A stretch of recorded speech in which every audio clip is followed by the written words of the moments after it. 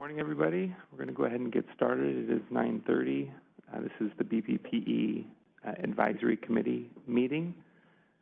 And we're going to start with introduction of members and an establishment of a quorum as our first agenda item. My name is Joseph Holt. I'm an institutional representative and chair of the committee. My name is Margaret Ryder. I'm a consumer representative and the vice chair of the committee. My name is David Weiss, and I'm an institutional member. And I'll do a quick interruption here just to announce that David this is going to be his last meeting. He's retiring and stepping off of the... Thank you very much. So if he looks unusually happy during the meeting, that would be...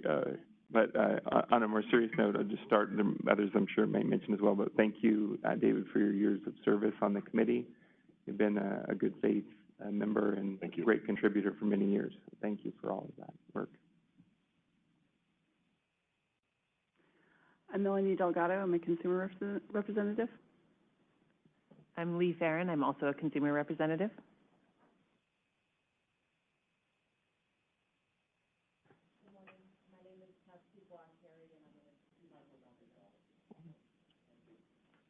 Good morning. My name is Tess Dubois-Carey, and I'm institutional representative.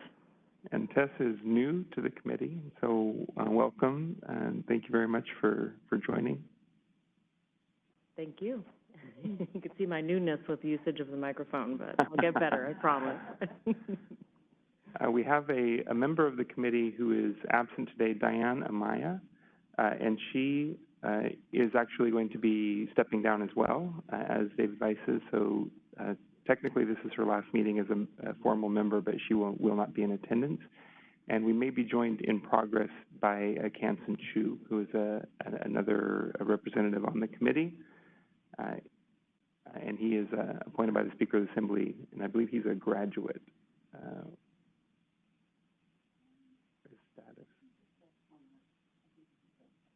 Public member, okay, one of the public members. Very good. So we do have 6 of 8 voting members here, which is officially a quorum, and so we are able to do the business of the committee.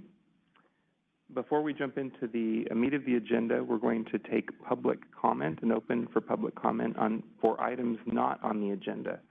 So if any member of the public would like at this time to address the committee on any subject that we're not formally scheduled to discuss, now would be the time for that.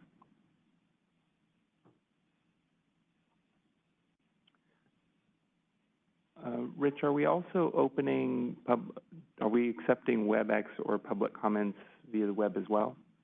Okay, thanks for the clarification. So we have some members or public in attendance here in person, but also if you want to participate via Webex, there is a method for that in which they raise their hand, or what's the technical method for them to do that? This is the moderator. Yeah, via Webex, if you would raise your hand. Exactly. Go ahead, moderator. For members of the public on Webex, please use the Q&A box in the lower right-hand corner of your screen and send the word comment to all participants. For dial-in users, please dial *3 to raise your hand, and we will call on people in the order we have requests. Let's take just a few seconds now to see if we have a request for public comment. Instructions are displayed on the screen.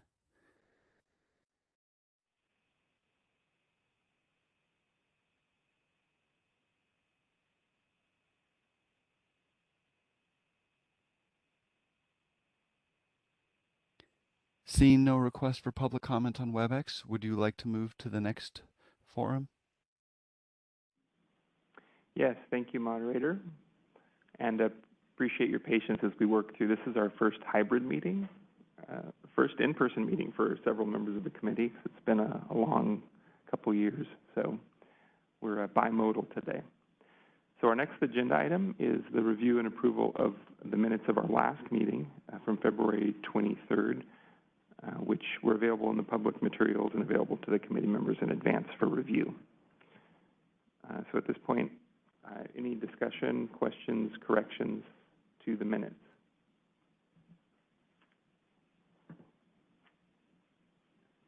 Hearing none, I would accept a motion to approve the minutes. David Weiss, so moved. Lee Farren, second. Very good. We'll do a quick vote. I'll just go around the Margaret. Yes, I approve. Yes. Yes. Yes. Yes? I'll abstain since I wasn't present. Got it. Very good. So the motion carries and the minutes are approved. We'll move on. We don't need public comment on the approval of the minutes. Chairman, you should take public comments For every agenda item on the Okay. agenda, yes. Would any member of the public like to congratulate us for approving the minutes? More seriously, we are open for public comment on agenda item 3.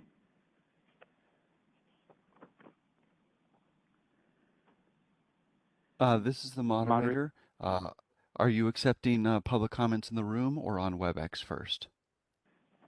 Both. We'll do them simultaneously. So we'll open Webex and entertain in public at the same time. Might I recommend that you call for one and then the other? Sure, yeah. So we don't All have right. any in-person comment, so we'll go to the Webex. Wonderful. We are now accepting public comments via Webex. If you would like to make a comment, please type the word comment into the Q&A box in the lower right-hand corner of the screen and send that comment to all participants. Dial-in users may dial *3 to raise their hand, and we will call on people in the order we have requests. Let's take just a second now to see if we have a request for public comment.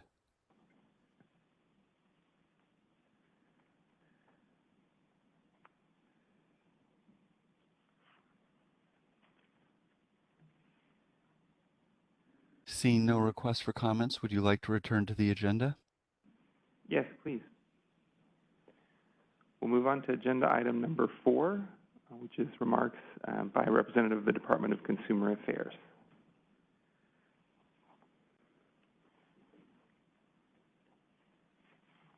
Good morning.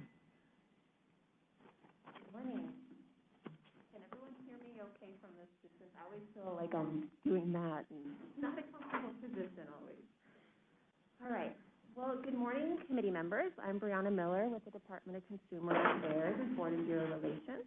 Thank you for allowing me an opportunity to provide an update to your committee today. And before I get started, I'd like to congratulate Member Tess-Dubois-Carey on your recent appointment to the committee by Director Kirkmeyer. Welcome aboard, and thank you for your commitment to serving California's consumers.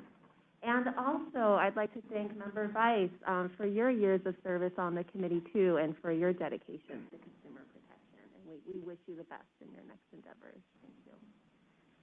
So, I'd like to start my update with a note about the transition back to in-person meetings. On April 1st, boards and bureaus returned to meeting in accordance with all aspects of the Open Meeting Act, including publicly noticing all meeting locations. There is legislation, AB 1733, that would permanently allow boards and committees to meet remotely while also providing both virtual and physical options for members of the public to participate. Unfortunately, this bill was not heard in Policy Committee before the deadline. Therefore, it will not move forward this year. DCA is requesting that our boards and bureaus share with our Legislative Affairs Office any positions taken on AB 1733 and/or problems faced with Quorum now that meetings are back to in-person, as it may still be helpful to share this information with the bill's authors and committees. Moving on to in-person meeting guidance. Boards and Bureau Relations distributed to all boards and committee members guidelines and requirements to adhere to when conducting in-person meetings. In sum, this communication addresses requirements for meeting under the Bagley-Keene Open Meeting Act, making sure you adhere to local public health guidelines at a meeting location, face coverings, and vaccination verification and testing. DCA has also shared guidance and tips from California Health and Human Services Agency to reduce the spread of COVID-19 for in-person meetings. Additionally, although state guidance has relaxed mandatory face coverings, the California Department of Public Health strongly recommends that individuals continue to mask in indoor settings. DCA has made available signage, which you can post at your meetings to notify attendings of this face covering recommendation. If you have any questions as you're preparing for your upcoming meetings, please do not hesitate to reach out to the Board of Bureau Relations for questions. Moving on to some notes about departmental activities, starting first with DCA's Open Meeting Act survey. DCA will be administering surveys until further notice to capture and track the costs and attendance for all meetings since April 1st, when all aspects of the Open Meeting Act resumed, to demonstrate the benefits of conducting remote meetings as allowed under the prior executive order. We have distributed to all boards and bureaus a request that you complete the survey 30 days after each meeting held. Should you have any questions, please reach out to Board and Bureau Relations. Next, I'm pleased to announce the release of DCA's Enlightened Licensing Report. DCA is pleased to announce the inaugural report of the Enlightened Licensing Project is now available and was distributed to all boards and bureaus on Friday, May 13th. This innovative and collaborative project was started to streamline and enhance licensing processes by utilizing the knowledge and expertise of subject matter experts within DCA's boards and bureaus. This inaugural process was conducted in partnership with the Board of Registered Nursing. After a thorough assessment of BRN's licensing project processes, the project's co-chairs provided recommendations to introduce new ideas and implement best practices for critical licensing activities. DCA hopes that all boards and bureaus can learn from this report and implement recommendations. Additionally, DCA will be holding an upcoming brown bag meeting for board and bureau staff to discuss and learn more about each recommendation from the report. Next, I'd like to share a bit about the Board and Bureau Relations newsletter. Another communication which you may have recently received from Board and Bureau Relations is our quarterly newsletter. I am pleased to announce that on April 5th, Board and Bureau Relations distributed the first iteration of its quarterly newsletter titled Board Members, Did You Know?, to all of our board and committee members. This newsletter is an outreach tool to keep you informed of various departmental activities, as well as information which may have been impactful to you as a committee member. We hope this is something you will find helpful, and we welcome your feedback for future distribution. Moving on to key positions filled at DCA. I'm excited to share 3 new members of the DCA executive team that began serving in March. Tanya Corcoran began serving as the department's first Compliance and Equity Officer effective March 2nd, and in her role, she oversees DCA's solid training and planning, the Organizational Improvement Office, EEO, and the Internal Audits Office. Additionally, Terrence Brass joined DCA as Chief of the Division of Investigation effective March 28th. As the DFI Chief, Mr. Brass will lead a team responsible for providing investigative services to DCA's boards and bureaus with the mission to protect and serve California's consumers. And last but not least, Sidong Farhadi was selected to serve as the department's Internal Audits Chief, also effective March 28th. And as DCA's Internal Audit Chief, Mr. Farhadi will lead audits efforts to provide independent and consulting services designed to add value and improve department operations. And finally, on the flip side of that, I'm saddened to report that Carrie Holmes, Deputy Director of Board and Bureau Relations, has left the Department of Consumer Affairs. Her last day was Friday, May 13th. And with mixed emotions, I'd also like to share that my last day with DCA will be June 10th, as I have accepted another position with another state agency. I say I'm leaving with mixed emotions because I've spent my career at DCA and it's provided me so many wonderful opportunities, and there's so many wonderful people here. So I'll definitely miss being here. But please rest assured that during this transitional period, DCA Executive Office and Board and Bureau Relations will continue to ensure continuity of services to all of our boards and bureaus. So that concludes my presentation. As always, we're here to help you, and if there's anything you can do, please don't hesitate to reach out. Thank you. Thank you very much. Does anybody on the committee have any questions or comments?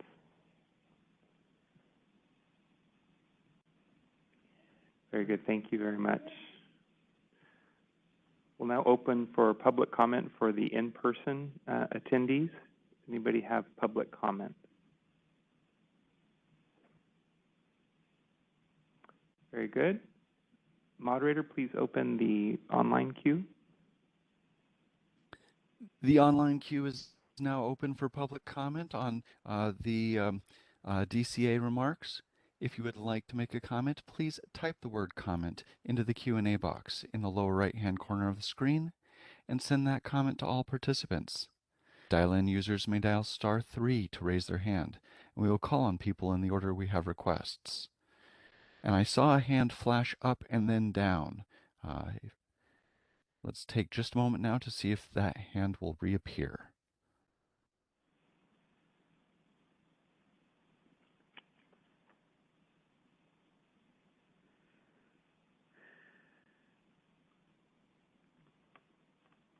Seeing no requests on the, would you like to return to the agenda? Yes, thank you.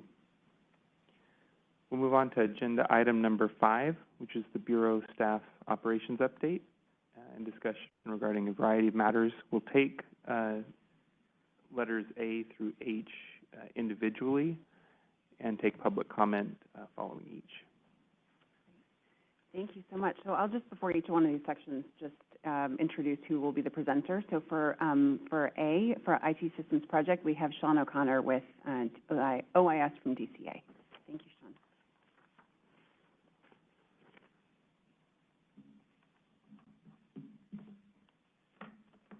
Good morning, members of the committee. Can you hear me all right? Okay. Thank you. My name is Sean O'Connor, as was previously stated by the Bureau Chief. I am the project director for your Business Modernization Initiative, Business Modernization Cohort 1. I've presented before this committee on updates remotely before. It's nice to be here in person again to provide you some updates. So just a brief background, as I've gone over this background before in previous updates, but I don't want to take for granted that we have newer members or members who were not able to participate in previous meetings. The implementation phase of this project began on January 10th, 2020. So that means that we've conducted nearly the entire project throughout the course of the pandemic remotely, and an endeavor to overcome all the challenges that presents, not only to regular course of business, but also when you're conducting a project. The Bureau is one of 4 programs in the implementation phase of this business modernization effort, and the Bureau shares costs and resources with those 3 other programs currently implementing this project. We utilize an incremental agile project management process, which is a wonky term, I know, from a technical perspective. Essentially what it means in layman's terms is that we pursue a software development approach that allows for us to incrementally roll out functionality, provide the ability to conduct inspections, do enforcement activities instead of waiting till the end of the project and releasing all the functionality at that time. It's a methodology that allows us to have the opportunity to put software quicker to market so that the Bureau staff can begin using it without delay and waiting until the end of the project. So, on to accomplishments to date. So to date, we've implemented 3 major software releases delivering functionality that are currently being utilized by BPPE staff. This includes an online non-accredited application for approval, online consumer complaint form, back office consumer complaint processing, investigation, and disciplinary processes, the back office compliance inspection processes, and data conversion of all investigation, discipline, inspection data, and licensing data that is referenced through those processes into the new system. As I do at these updates, and I apologize for the redundancy, but I think the importance of this message merits redundancy, is that all of this is represents a tremendous amount of work, not just on the IT side, but also on the Bureau staff and leadership side. These projects require a tremendous amount of staff resources and commitment, and the Bureau has been there every step of the way.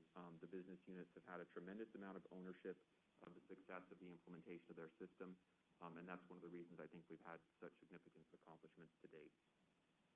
From a budget perspective, as folks may be aware, state IT projects have a reputation of going over budget.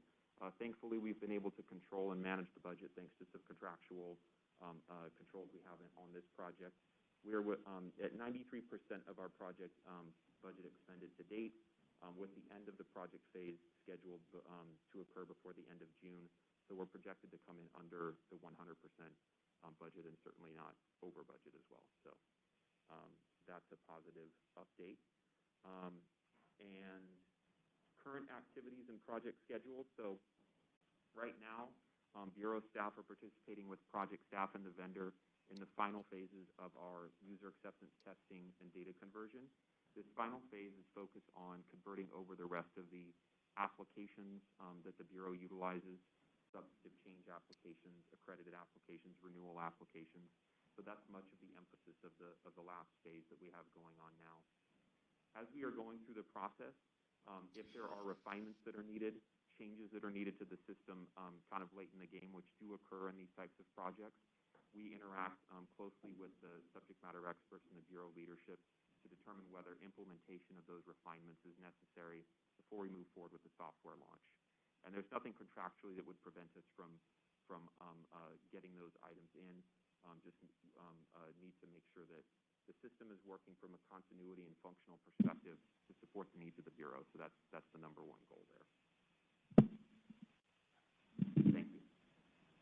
We didn't plan that, but it worked out well. And operations, so before I get into my last comments, I just wanted to mention, I mentioned that we're coming to the end of our project. Oh, yeah, sure. We're coming to the end of our project phase. That does not mean that the Bureau won't have the opportunity to continue to improve the system based on internal and external user feedback. We have a robust set of maintenance and operations resources, as is common with this level of project. You launch the system, and then your first year particularly, you get a lot of feedback. Things occur that you didn't anticipate throughout your thorough testing. So we have the ability to make updates to the system based on that level of feedback and to continue to improve the system moving forward within the Bureau's budget. I just wanted to, in my final comments, thank the Bureau and their staff for their commitment to this and the ownership of this throughout the process. While IT projects are a huge commitment of resources, one of the key indicators of success on any project really is the level of commitment and ownership on the business side.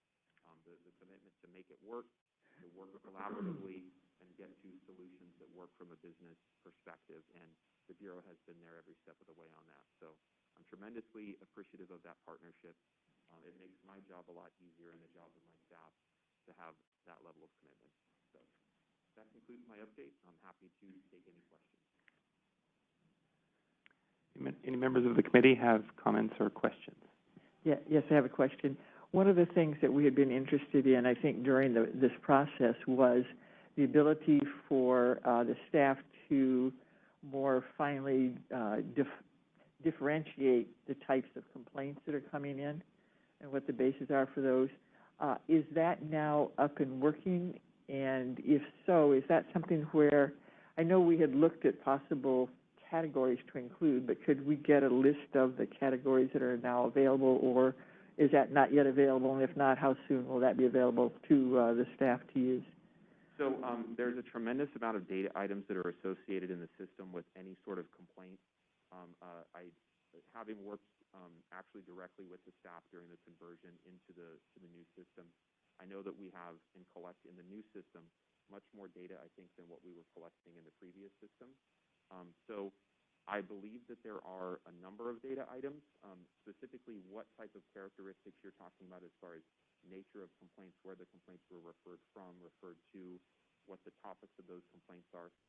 I don't know the exact type of data items off the top of my head, but I can tell you that what we do have, what has been being utilized in the system is probably best explained by the Bureau. And if it's being tracked in the system, we can certainly generate reports out of the system based on that to look at trends or whatever else might be necessary. One comment I will make, though, is that the new system, and I'll try not to be too techie here, the new system provides the opportunity to capture a lot more data than the old system.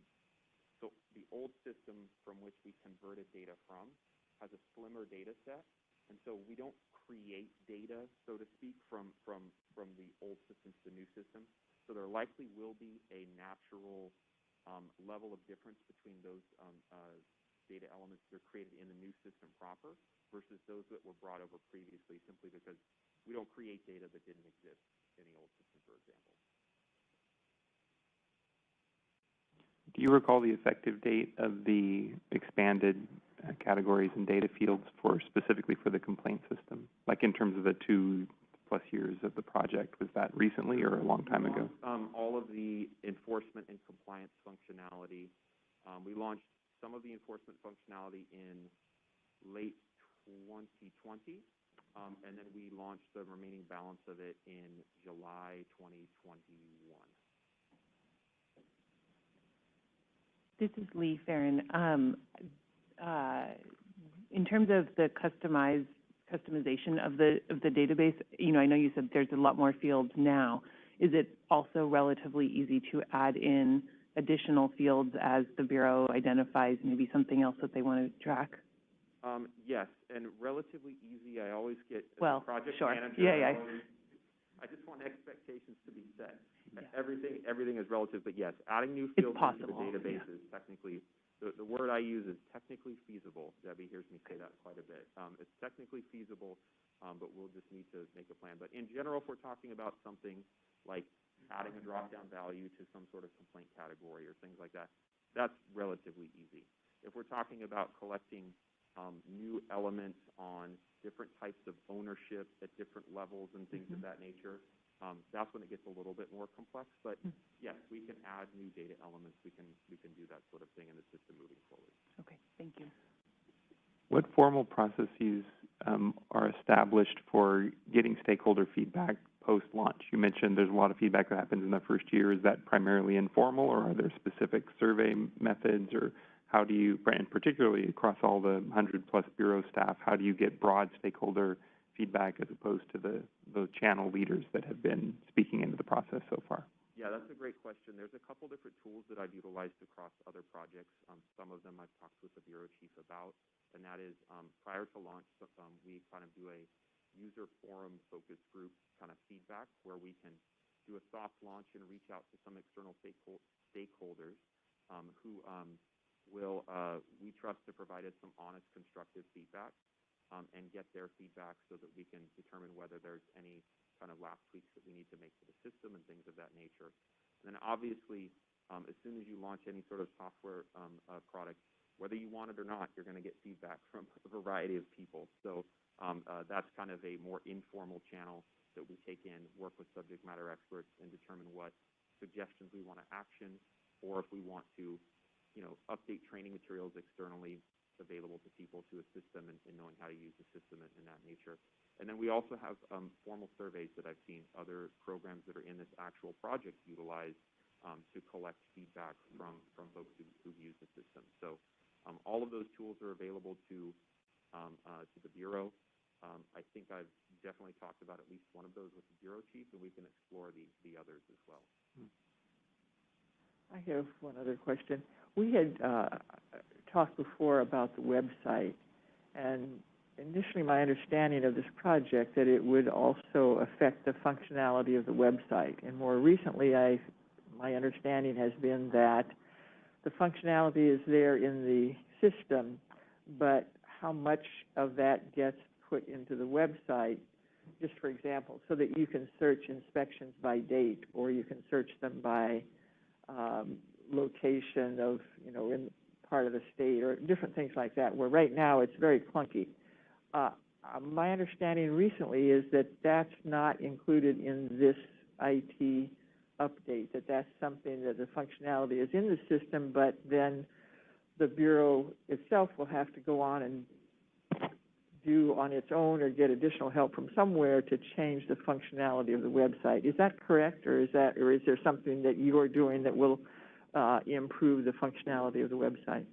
So from a website perspective, I can state that one of the components of the system that is included is an updated license search feature for consumers to look for schools. And one component of that, specific to inspections, is including in the information, if I were to look up a school, information about when that school was last inspected and what the outcome of that inspection was. So I understand now, based on the Bureau's website, that the list of compliance inspections and what occurred is kind of a laundry list when you go to the web page, and it shows you a breakdown, I think, alphabetically by name of the school or something of that nature. So we are integrating some of that data into the license search for folks, so that when you look up a school, you can get information regarding their compliance inspections. But I will tell you that we don't have, struggle to explain it, a view or a search component of it specifically based on a parameter of give me a list of all the inspections that have occurred since in the last 2 months or something like that. The angle of the search feature that we've designed for initial launch is looking up a school, identifying when that school is approved, what type of approval they have, and what, some other information about owners and business type and things of that nature. I will say, as one of the other committee members mentioned, we can make those types of changes in the future, and if that is something of business value or deems to be important as a priority for the Bureau, we can look at doing that.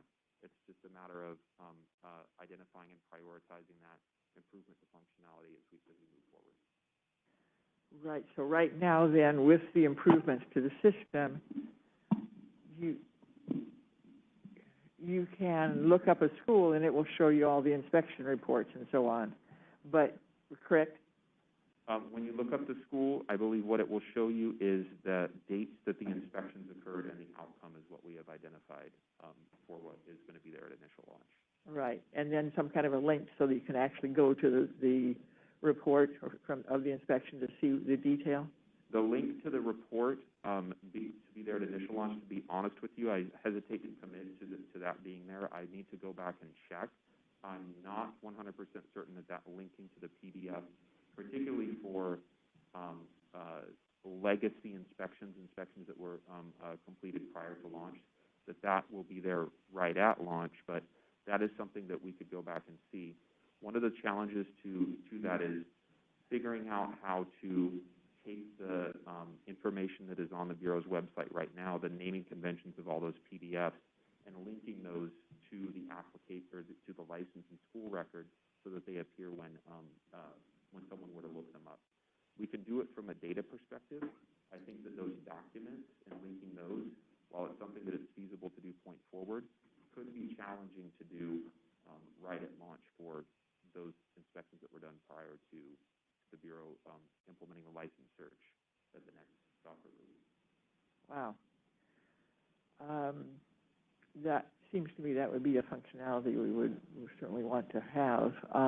And then as far as if you want to search, as I mentioned, by date, that's not something that's built in, but that's something that the Bureau could request be added during this transition period. To search, and I'm saying to search externally for an external user, to search for compliance inspection information by date yes. for a specific school? Yes, or for, yes, or just, as you said, all the inspections done in the last month. Right. So I just want to be specific in my answer. For an external user, a member of the public, to go to the Bureau's website and do that, that would not be there at launch. Internally, that data is available because the internal staff at the Bureau have access to much more data than an external person would. Okay. So the Bureau would have to ask that functionality be added then if they wanted external users to be able to do that. That is correct, for them to search for compliance inspections in that manner. Or if you wanted to search for compliance inspections for all of the ones where they had the same violation, like violation of section such and such, that's available in-house but not to the public? That is correct, yes. Okay. If I may just jump in here, this is Debbie Cochran, Bureau Chief. I think that one way I think it is helpful to perhaps think about what is coming with the website is that what is currently available on there should be much more accessible and easily found. So as you know, to find out what is public about a particular institution would require someone to have some fairly solid knowledge of how the website works and to track down different pieces of information. So the hope would be that for an individual licensee, you could pull up that institution and have all that accessible information right there. I would think that's probably more of what we're looking at rather than seeing a fundamental shift in what type of information is actually going to be available at the launch, just as a function of the launch.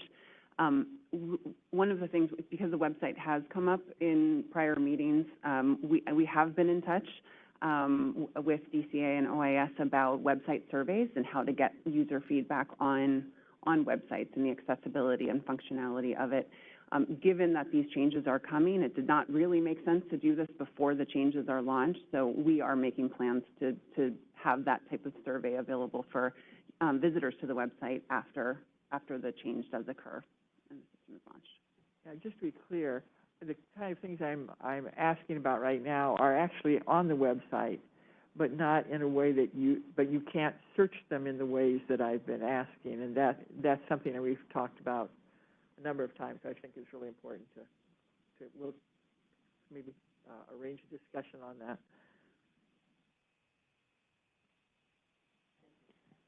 And any other questions from the committee?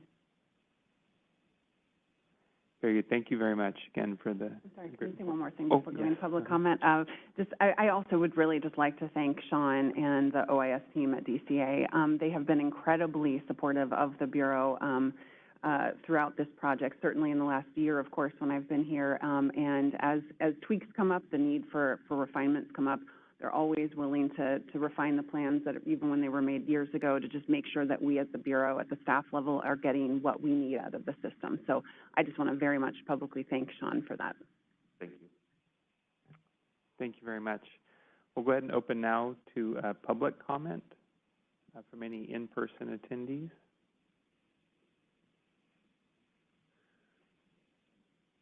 I think that's Angela, based on the eyes, I'm guessing. Real and in person, three-dimensional and everything. Good morning, members of the Advisory Committee and Bureau staff. My name is Angela Perry. I'm the Director of Policy and Advocacy at the Institute for College Access and Success. I just wanted to take a moment this morning to thank you all for this, in particular, this work, which is a long time coming, and which I know is going to create a great deal of new public transparency, and really excited about that. So want to express deep appreciation to the Bureau and to OIS for all of this work. Obviously, also very excited about data inclusion in the upcoming Cradle to Career data system and the ways that these two processes sort of overlap. Very exciting. Really want to also say that TICAS would be happy to participate in any of those external partnership review processes or anything that we can do. We've done some research in the past on complaint systems at the state and federal level, and would be happy to share any of that research with members of the advisory committee if that would be helpful. But truly just want to take a moment to appreciate this work and echo definitely Vice Chair Ryder's comments about the need for public transparency, but just really enthusiastic about all of the shifts that are happening, and just wanted to express appreciation. Very good, thank you. Any other public comment from the in-person audience?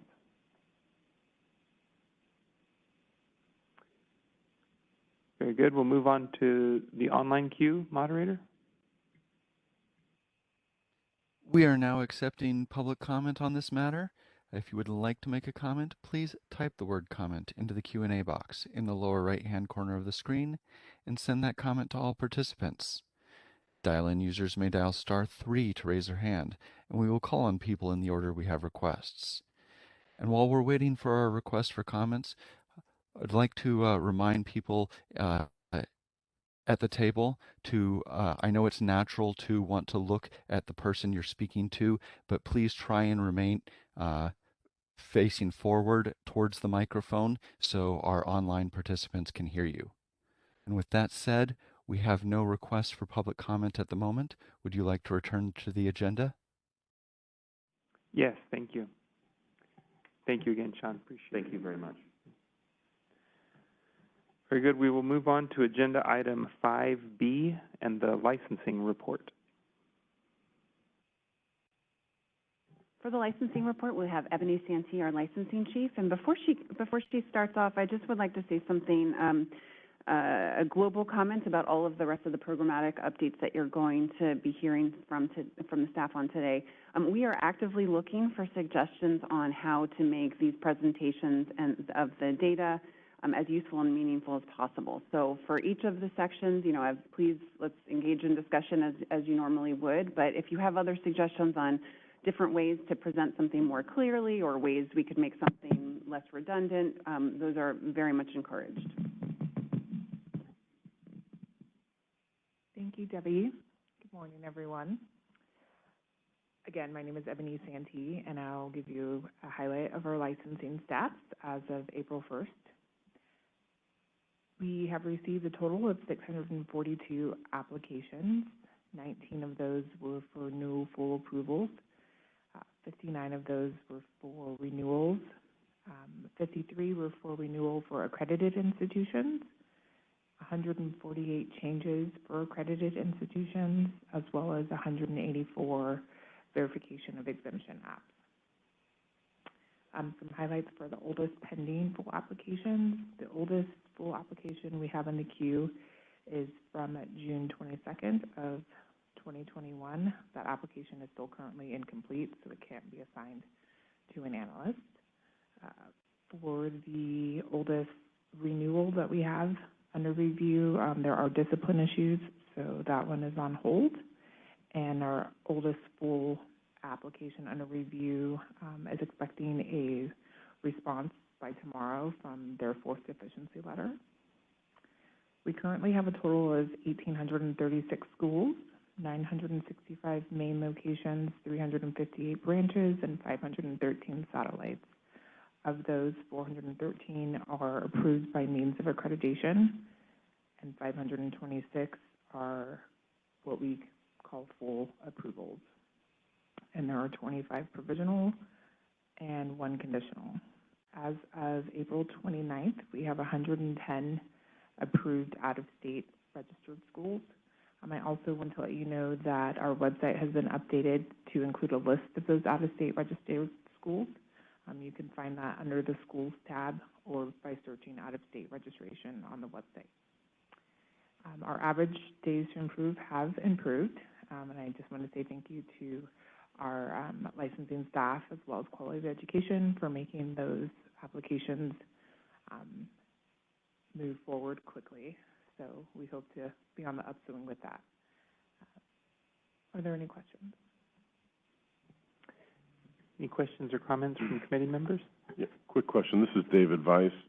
On the renewal with accreditation, the average days to approve is 246 days, about 8 months. I always thought it was a quicker process. Is it stretched out recently, or? Well, first I'll say we are down about 5 days. But it usually is a faster process compared to other applications. But mainly, most of those are waiting for information from the accreditor. So we can't make any of those changes or approvals without the proper verification from an accrediting agency. And if they have pushed back any of their quarterly meetings or visitations or things like that, we haven't received updated approval information. Thank you. On that point, I'd like to share an institutional perspective with sometimes a conflict of standards between accreditors and the Bureau, in which the Bureau requires an explicit statement from an accreditor, and the accreditor says we don't make that explicit statement, or we don't require that, or we don't review that. And so there are often gaps between the expectations of the Bureau and the common practice of the accreditor. And so are you familiar with that, or have you come across that? There can be in certain situations, depending on the type of change.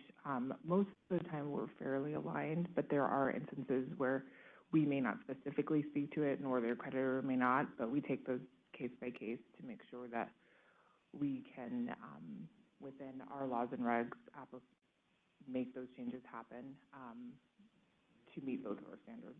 So you have a process within your staff to elevate ad hoc judgment items? Absolutely. Review them. Okay, got it. Do you have any data measures looking at some of these, like the 246 or the 445 full renewals of 416? Those are attention-getting, and kudos that we're making progress, but that's incremental progress against a very high number. And so I'm curious, do you have a measure, and I know from previous meetings that often they're an incomplete application, or the ball is in the institution's court rather than the Bureau's court. Is there any database measure of that? So of those 445 days, how much of that time are you waiting on something that's incomplete as opposed to processing internally? We do have internal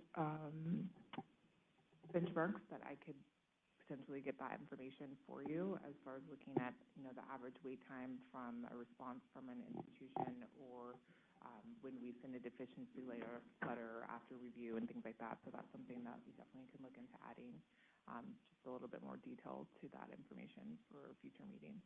Yeah, maybe collaborating with Debbie to come up with a few succinct, almost color commentary points that put this in context would be helpful. Great.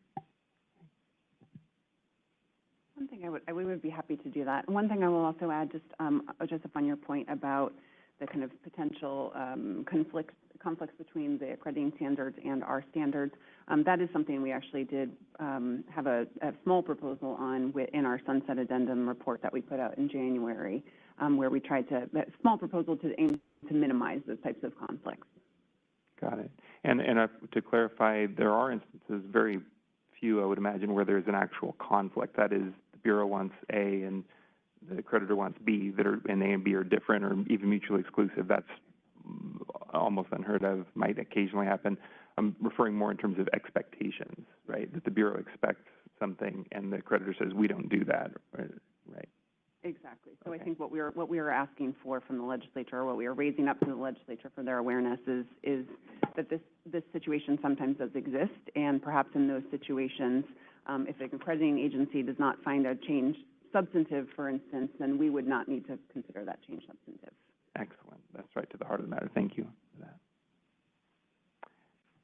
Any other questions or comments for Ms. Santee? Very good. We'll open for agenda item 5B, licensing report, to public comment from the in-person participants.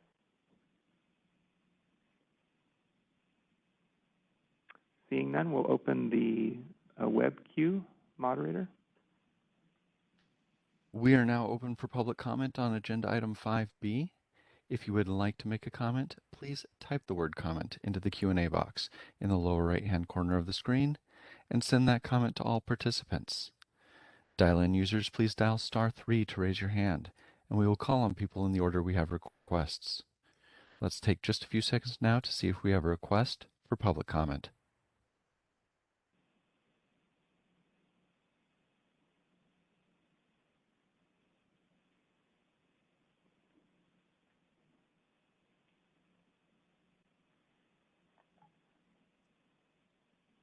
Seeing no requests for public comment, would you like to move back to the agenda? Yes, please. Thank you, Ebony. Thank you. We'll move on to agenda item 5C and the Quality of Education report. Wonderful. And for that report, we have Joanna Murray. Joanna is a longtime Bureau staff person in the Quality of Education unit, and she has stepped in as the acting education administrator. Thank you. Good morning. Yes. So Debbie had mentioned we definitely want you to be looking at whether or not the way data is presented is useful. But also for quality of education in particular, this is the first time I'm presenting the material, I had some questions about, what questions have they had that we're trying to answer here. The first of the 2 pages, if you're referencing the packet, it was pages 24 and 25. We have a table showing the accreditors that schools have been typically selecting, and so you can kind of see the breakdown there. And WASC is the predominant choice above the others, you see. And then going on to the next page, we have some breakdowns as to the outcome of schools pursuing accreditation, both as institutions that were previously holding degree programs before the law went into effect in 2015.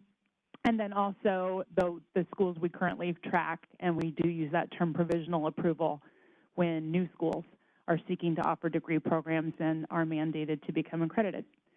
So please do let me know what questions you have about this data, and if it's data you want to keep seeing, or if there's something more or different you'd like to see from our unit. What is the time frame This is David Weiss. The time frame of these 56 for the accredited agencies selected? That's a great question. So that's going back all the way, starting with any schools that had degree programs in 2015, and then all the way through schools that may have become accredited as recently as, well, I guess the update was April 27th, 2022. So if they had become accredited prior to then, they would be in that pool. Am I reading this correctly? There's basically 4 left on approved extension. From all the schools, we're dealing with 4 remaining? This is talking about at the top of page 25, the 94885.1 schools. Those are the schools that, again, were mandated in the original pool of schools. Yes, there are just 4 that are currently on approved extension. Mm-hmm. Well, I won't be at the next meeting, but I don't know if we want to keep seeing this. That's not up to me. Yeah, we're certainly nearing the sunset, I would think, in terms of feedback, but open to the committee. And I can tell you a little bit about those schools in terms of the circumstances that led to that. First of all of them only have an extension through July 1st of this year. We have some schools that were impacted by COVID delays, very legitimately. It was very common that accreditors had to delay visits, or there were situations where they wanted to do it online, but there were certain parts of the visit that couldn't take place, and so a lot of movement around that. And then 2 of the 4 are just imminently going to be accredited. We're not even concerned about that at this point. So really close to clearing the deck on that as I see it. As a refresher, can you distinguish for us the 94885.5 schools?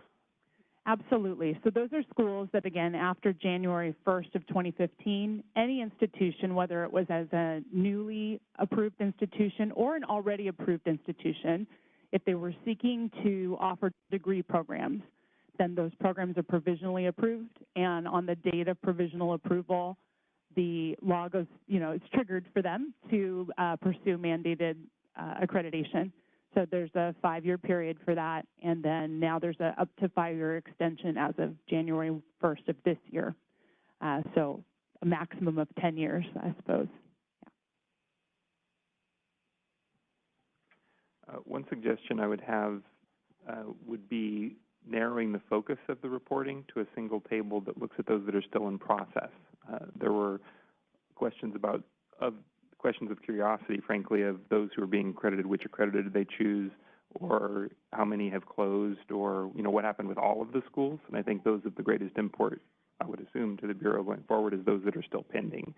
And so maybe a single report on those, the fact that 2 are imminently to be accredited in the first list, for example, is meaningful information. That sounds good. I would just add to that, and maybe when the deck has been cleared on all of these, which will happen at some point, maybe just a report at that time as to the number approved, exams surrendered. So maybe just one more report on that at the very end, so we have a sense of, was that legislation effective? Yeah, that's a good idea, like a summative report at the very end. Yeah.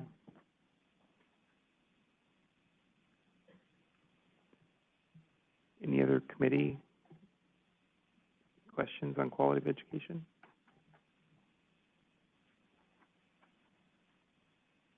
Oh, very good. I'll take a quick aside to announce that we do have our committee member, Kansen Chu, has joined us in progress as promised earlier. Thanks for joining us, Kansen. And Kevin Powers has also joined us in progress, representing Assemblymember Hosea Medina. Do you have a mic, Kevin? Oh, you don't. No other advisory committee questions. We'll now open to public comment from in-person attendees for the Quality of Education Report, Agenda Item 5C.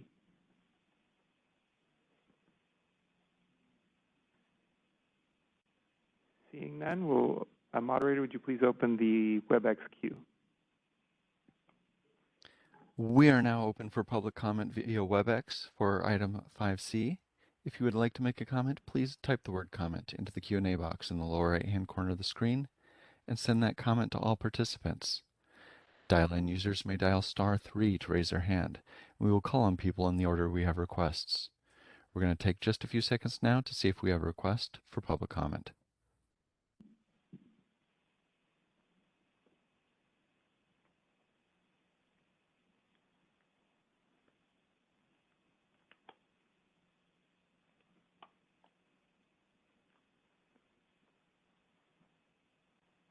Seeing no request for public comment, would you like to move back to the agenda?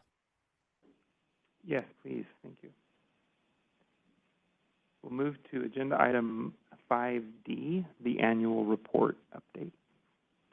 So normally this update and the next one on compliance and discipline are presented by Jason Alley, our acting enforcement chief. He is actually out sick today, so we have Lisa Raffretti, deputy bureau chief, reporting on annual reports, and then we will have Michelle Alliger, compliance manager, to do the next presentation. Good morning, committee members. Nice to see you all face to face.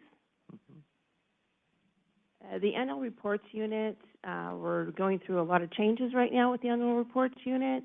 We're prioritizing getting the information up on the website faster so that it is accessible to our stakeholders, people who rely on that information. This approach allows us to focus our attention on the institutions that have submitted timely reports and looking at and bringing them into compliance faster, and looking at conducting more real-time assessments on the financial stabilities of the institutions. We do have some key vacancies within this unit in which we are looking at doing some reclassifications and bringing in some staff with some data analysis expertise to help us, expanding the research and data for the staff in the unit to better support the ability to use the data and to inform the Bureau in our operations. So with that, I'm open for any questions you may have. Thanks, Lisa. Any questions or comments from the committee? I do have one question. I think at the last meeting, it was indicated that there were 111 schools that didn't submit annual reports on time. And do you have an update on whether they have since submitted reports?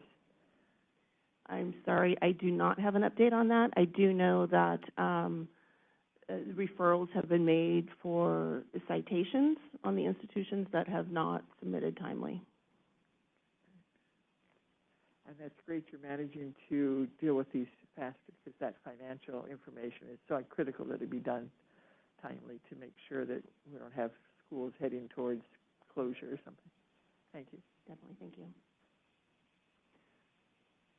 Lisa, I have a question that actually borrows from the next section. In the past 5 years, the most common violations under enforcement are two of the three most common are failure to submit the annual report and failure to have school performance fact sheets, both of which are submitted in this process. Can you describe to me the relationship between the annual reports unit and the compliance unit? So you just referred to, for example, if someone didn't turn their report in, there's a referral then to the compliance team to issue a citation. Is that correct? Sort of. Okay. There's a referral over to our discipline unit for a Good. citation. Right. The annual reports unit, they ensure that the reports are being submitted by the institutions, and we also started an outreach about a year ago or so to reaching out to new schools to make sure that they understood what their requirements were for the annual reports. So that has shown to help with more reports coming in, but we still have, there are schools that have not submitted. And so those referrals for citations go to the discipline unit in which the citations are then issued. And so a citation for the failure to submit an annual report is not dependent on a site visit having been completed, or it happens proactively when they don't submit, when a school doesn't submit their report. Correct. Okay. In regards to the tech project, are there any, with the new system, what improvements, if any, will be implemented in the technical tool that schools use to submit their annual reports? That is going to be a phase 2, or our next phase after we finish with this current phase. So that's not part of the launch that's happening this No, summer it's then? not. Okay, thank you. I can provide feedback from the institutional perspective. That's a desired item, high on the wish list, to have an improved technical tool for the annual report. As is for us. Thank you.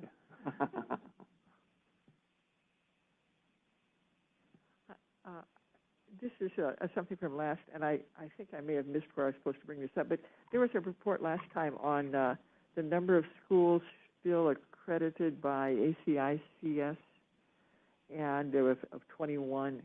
That's not this section, and I probably missed where that, but I was just wondering an update on that, if that's still 21 schools that are under them. Yeah, that was in the previous section, I believe. So we can hold that, and maybe under future agenda items, maybe later in the meeting you can bring that up. Yeah. And make sure they're not dual accredited. So if they're accredited by more than one, you just want solely ACICS. Any other committee questions for Lisa on the annual reports? Very good. We'll open to public comment from in-person attendees on the annual report update. And seeing none, we'll move to the Webex queue. We are now open for public comment via Webex. If you would like to make a comment, please type the word comment into the Q&A box in the lower right-hand corner of the screen and send that comment to all participants. Dial-in users, please dial *3 to raise your hand, and we will call on people in the order we have requests. We're going to take just a few seconds now to see if we have a request for public comment.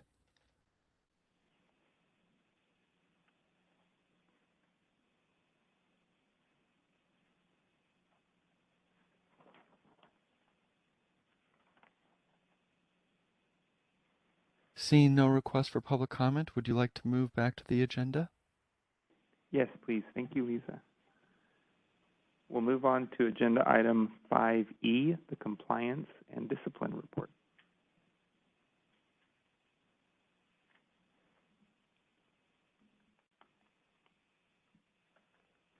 Good morning. Let me switch to my notes here. I'm Michelle. I'm one of the compliance managers at the Bureau. I'm here to present our stats for our compliance inspections and our results. As you can see, we have completed 98 inspections in the first 3 months since the beginning of the year. 49 of those were announced inspections and 49 were unannounced inspections. We have issued 21 notice to comply, 33 enforcement referrals, and 15 of our inspections were canceled. With going with the 98 inspections, we are well on our way with having a record high of completed inspections this year. Go staff, our inspectors are working hard. We appreciate it and we thank them. This is all I have to offer up. I am open to questions and suggestions on how we can present our data if you want any changes. I just had a question. Sorry, this is Lee Farron. Are all the inspections happening in person? Are some virtual, or how are those inspections? We don't do virtual. All of them All are in in person.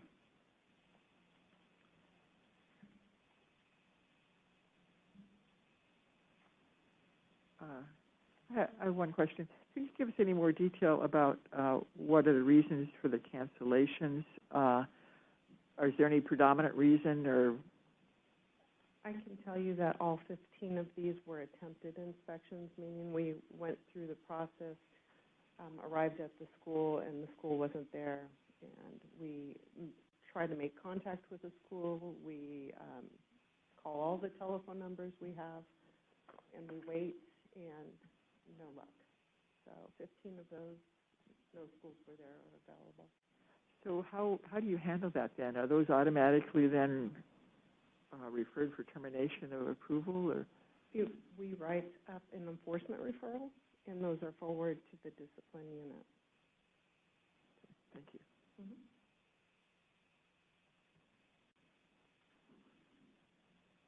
One of the most common violations, apparently the most, is operating an unapproved institution. Can you describe to me what that looks like on a site visit? Like, do you have unannounced visits to schools that you believe are operating or have evidence are operating, but they're not in your approved list?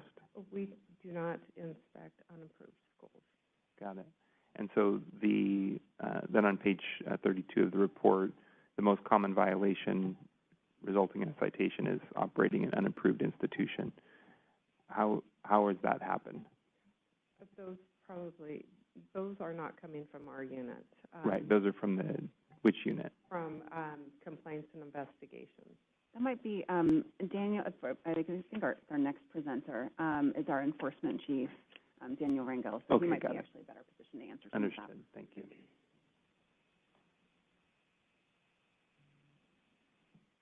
I would also say this presentation in particular might win the award for most redundancy.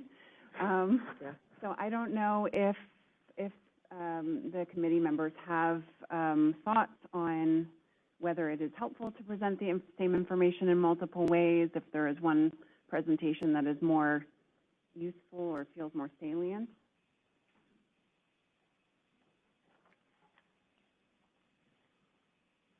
It may be redundant, but it is in color. So that's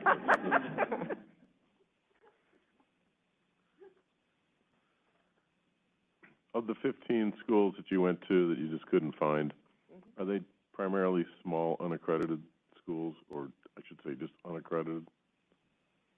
I really don't have the information on that. From my staff, I don't think the schools are big schools. From the ones my staff inspected. So there's two compliance managers. We each have our inspectors. So I know from my inspectors, the schools aren't. Quick interruption. This is the moderator. Please look at the microphone and don't be afraid to get uncomfortably close. Thank you. That might be interesting to find out the next, just of these ghost schools, just kind of what types they were. Sure.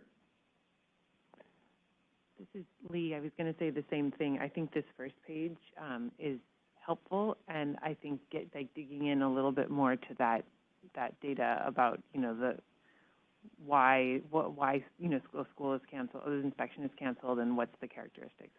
I think the first page provides really useful information in particular.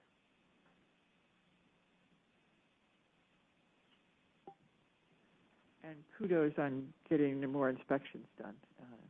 Thank you. Thank you very much. We are working hard at it. There has been a proportional increase in the announced inspections. You're about equal now, where in your previous peak in 19 was heavily favored to unannounced. Is that intentional, or is it a result of COVID? What's driving that? Probably half and half, results of COVID and just where we're at with our inspections. Do you have any internal targets, or you mentioned that you're on pace for a record year, which again, kudos, that's great. Mm-hmm. Do you have any internal metrics? Do you want 2/3 to be unannounced and 1/3 announced, or? Our goal for our inspectors and inspections are to do 3 a month. We do try to at least give out one announced inspection along with a few other unannounced. So we do try to keep those even because it's easier to inspect. And since we're in one location unannounced, then we'll go out and do unannounced because we know we at least have that 1 or 2 announced in the area. So we'll try to cover with a few more in the area on unannounced. we try to get more bang for our buck when we're traveling. Mhm. Any other questions or comments from the committee? Yeah. Now, you had mentioned that virtual inspections are something that you're not currently authorized to do. Hypothetically speaking, if you were authorized to do it, could that potentially be an efficiency, or would that more be a different way of kind of approaching the same problem, right? Like, I think of online education, and everyone thinks it's more efficient, but oftentimes it's like the same amount of effort in order to offer something online. Would it be the same thing with a virtual inspection, or do you think that might actually be an efficiency that would be worth pursuing? We've had discussions about virtual. I believe we were informed that because it's not within our law purview that we cannot do that. Me personally, I think it's more beneficial to show up at the schools to do our inspections so you can see what is going on. You can meet with the students, and you know there's an actual school there and equipment, and, you know, it's a school. That's my opinion.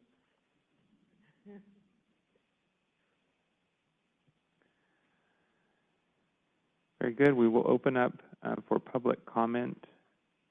This is distinct from the discipline report, correct? Michelle will actually also be presenting on discipline as Under well. the same agenda item as well? Yes, or? under the same agenda. Okay, yeah. then let's go ahead and have her come up now, and then we'll address that. I'm here. Oh, yeah, you're on. I'm sorry, you're right. I thought you meant a different Michelle. Very good. Okay, Carry we're on. going to go on? Yeah. Yeah. Our statement of issues, it looks like we've had 2 withdrawn through the first 3 months of this year. Our accusations, there was 1 that was also withdrawn. Was 1 automatic suspension. Emergency decisions, we have not had any this year, which is good news. Pending with the AG, total transmitted as of March 31st, 2022 is 12. We have 12 accusations, 3 statements of issues. Going in line with the citations, there are a few things happening to the citations. As you can see, it's a relatively low number right now. That's coupled with years of efforts of clearing out backlogs for the previous years. So we are caught up with those. And as it was identified with our enforcement referrals issued from our inspections, those have not yet, when the school receives an enforcement referral, it gets transferred over after approval to the discipline unit. Those have not shown up yet at the discipline unit due to a couple of changes with leadership, changes in these units. We expect it to go up once we get going. We'll open to questions, comments on this topic from the committee. I'm always good.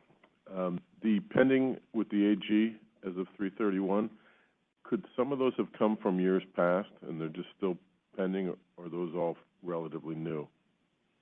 I'm presenting on behalf of Christina, so. Can't pass the buck. Not intentionally. Okay. But we can definitely probably follow up with that. Do you have an idea of what types of items would be an accusation or a statement of issue that would go? You don't? Okay. All right. Not unless Debbie or Lisa has an idea. Not my unit.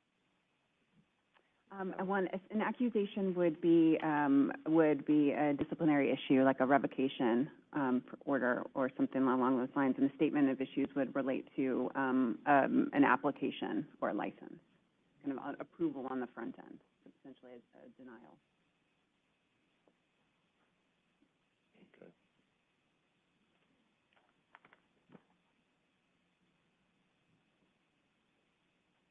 Any other questions or comments? Very good. We'll now open to public comment on the entirety of the Compliance and Discipline Report, Agenda Item 5E. We'll open to in-person public comment. Seeing none, we'll move to the queue in Webex. We are now open for public comment via Webex. If you would like to make a comment, please type the word comment into the Q&A box in the lower right-hand corner of the screen and send that comment to all participants. Dial-in users may dial *3 to raise their hand, and we will call on people in the order we have requests. We're going to take just a few seconds now to see if we have a request for public comment.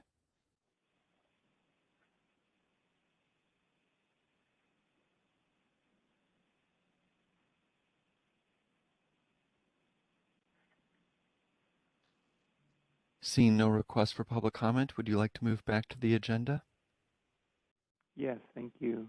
Thank you very much. Thank you.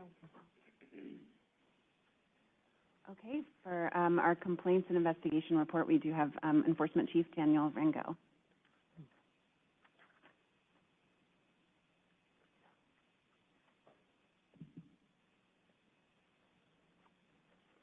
Good morning, committee members. I'm here to present the statistics for the Complaint Investigations Unit.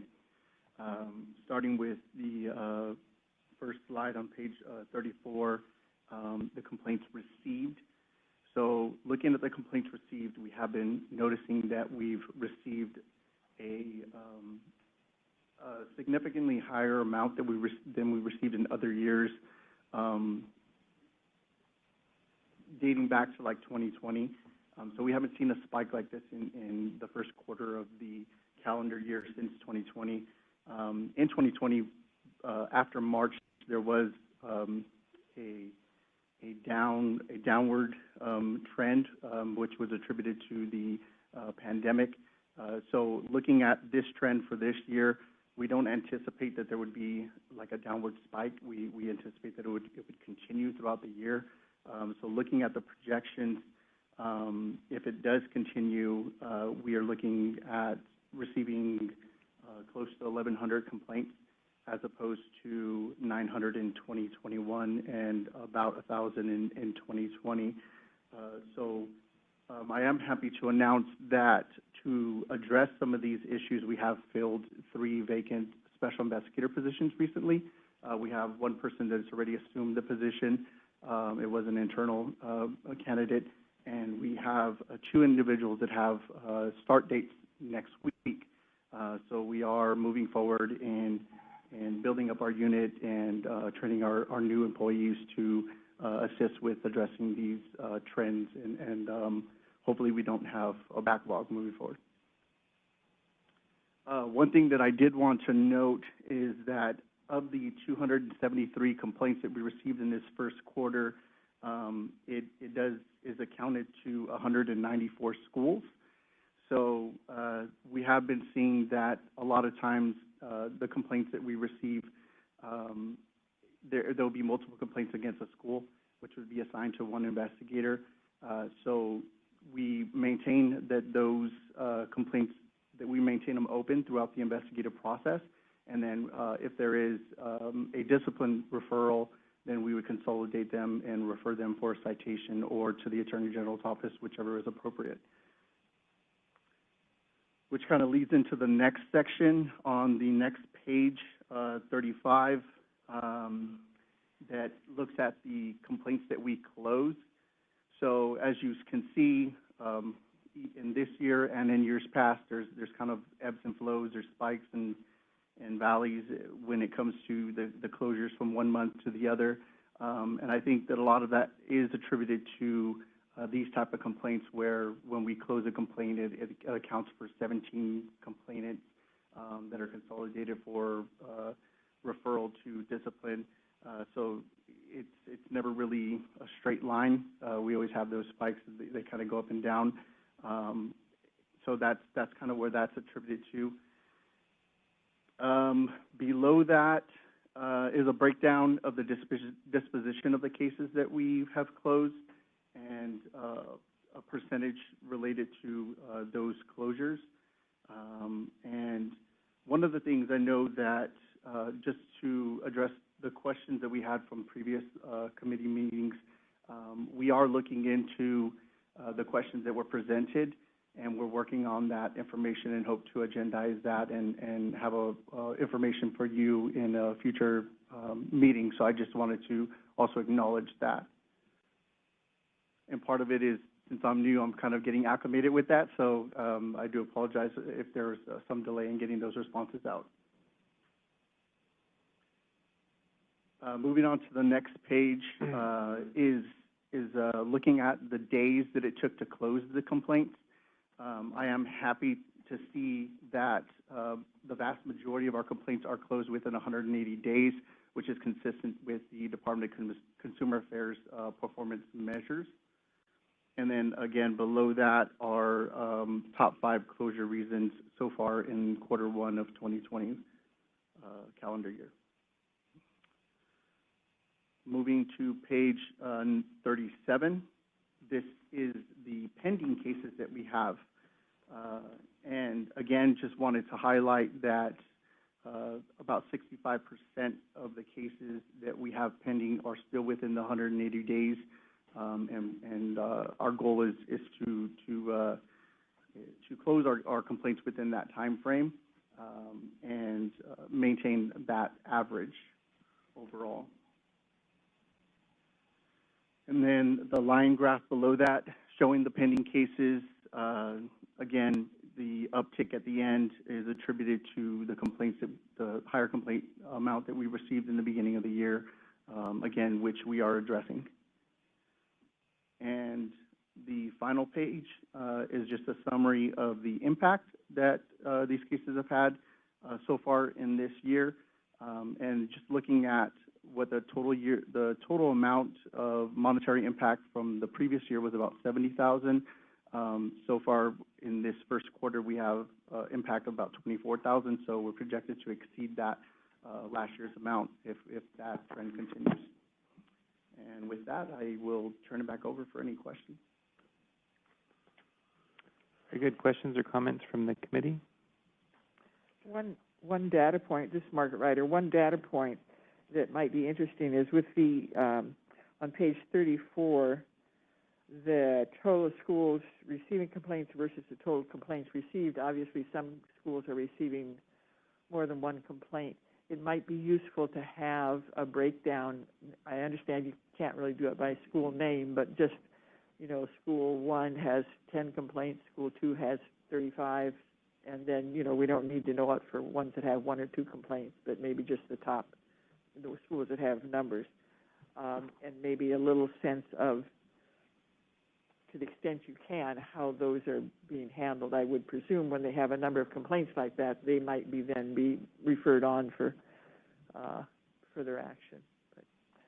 And then the other question I have is on page 36. I'm sorry, what's DFPI that the complaint's being referred to on the lower chart? I can't remember. Department of Financial Protection and Innovation. Okay, thank you. Department. So, yeah, DFPI, they have oversight of all of the financial products within the state of California. So there are some instances where after we complete our investigation, they have some overlapping jurisdiction, and we work with them to refer the case over to them to take a look and see if there's something that is of concern for them. So that would be something like the school didn't pay their taxes or something like that? Or what The former Department of Business Oversight, they renamed that, okay. that agency, and so it's really financial institution oversight to the extent that they have, there's a list of entities that they have jurisdiction over, but it might be if a school is providing some kind of financial assistance or something like that, or providing a financial product or something. Okay, thanks. Correct. On page 35, you've got the case disposition for Q1, and then on 36, you've got the top 5 closure reasons. You know, you got I'm just picking the number 1 not substantiated confirmed violation is on page 36 is roughly just over 6%, but case disposition on page 35, it's 24%. What's the difference between these? I did notice that, and I didn't have enough time to contact the individual that prepares the reports, and I think it may be that the margin on the left for page 36 might not have been updated. So the bar graph information is correct, but not the margin is my assumption. So but I can get clarification on that and make sure that it's correct moving forward. Okay, and then if we just look at page 35, 35 looks like it might be a little bit more correct. Between exempt, duplicate entry, not substantiated, consolidated, you know, that's well over 50, 60% of the total. Those would seem to be relatively quick things to be able to deal with. Is that primarily in that 0 to 90, and then we get into some of the tougher things? And yes, generally, a lot of times with those instances, it's just some quick looking into, asking a few questions for clarification, and then making that determination. So yeah, those generally would fall in the 0 to 90 closure reasons. I think we all would like to see, you know, how do I say true? You know, student complaints that are really meaningful, or the student was very harmed. You know, I guess 90 to 3 to 6 months, reasonable. Well, I guess once you get past 6 months, it's students usually don't have a ton of money, and they need to get some of these things resolved. Is there anything that you would need to be able to help these students have their issues resolved quicker? No, I think that staff work as quickly as they can. A lot of times with these cases that take longer, it's because there's more information for us to sort through, and making sure that we focus on the quality of the investigation so that we get it right the first time, so that we don't refer it over to the Attorney Generals, for example, and have the case rejected. So a lot of times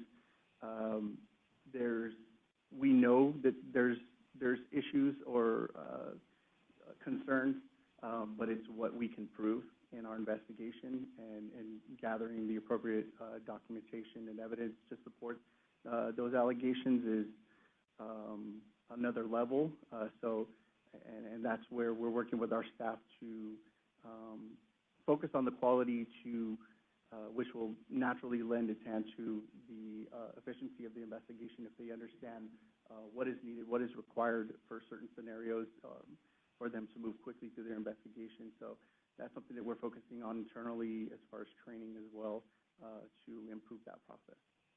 Okay. Sort of along those same lines, this is Lee, sorry. Along those same lines, on the table on page 37, I see there's a column that says urgent. So I'm assuming that means that there is an urgency to the complaint for whatever reason. It may be because there's a financial stake, something like that. But I'm curious, so it seems to me that maybe when a complaint is first received, maybe there's a kind of a screening process that happens. Can you talk a little bit more about what that looks like? Yeah, so we have a complaint prioritization process, and that's something that we're actually looking at to make some adjustments, and looking at how we're currently doing it, and if it's the right way, and if the data points that we're looking at to make that determination are most appropriate, if things have changed, the trends. So we're actively looking at that, but we have a set of information that we pull from that helps us make that determination, and that also helps us with our assigning of the cases. You mentioned that you have 3 new staff, special investigators, I think is the title. Correct. Or, yeah. How is that relative to your total target FTE? Are you now fully staffed with those 3, or do you have additional vacancies open? One of them was an internal. They were senior analysts, and now they've become a special investigator. So we'll have to fill that position. But beyond that, we are currently fully staffed. Got it. And what is your confidence level in the onboarding and training for these new employees? So I've already had a lot of discussion with some of the more seasoned staff that we have, and them stepping up and taking leadership roles and assisting with the onboarding process, that have that institutional knowledge, and can pass it along. And then I think for myself, being a new person myself, I've kind of navigated that process. And so I've been taking note of the things that I think are helpful for a new person to know as they come in. So I think that will help the process along and getting them acclimated quickly. Got it. And one other question. There are two dispositions referred to in the table in 35, and they're similar but different, and I'm curious to hear from you on the distinction.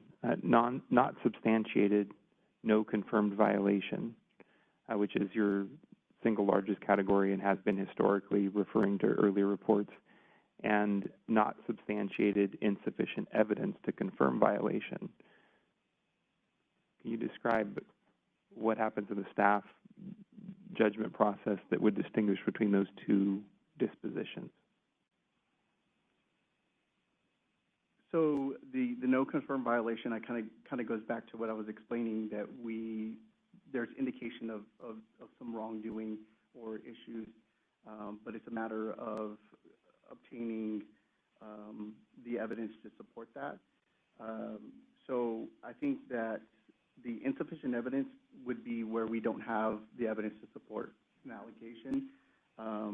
The non-substantiated, no confirmed violation, I believe lends more to that we didn't find a violation from the entity.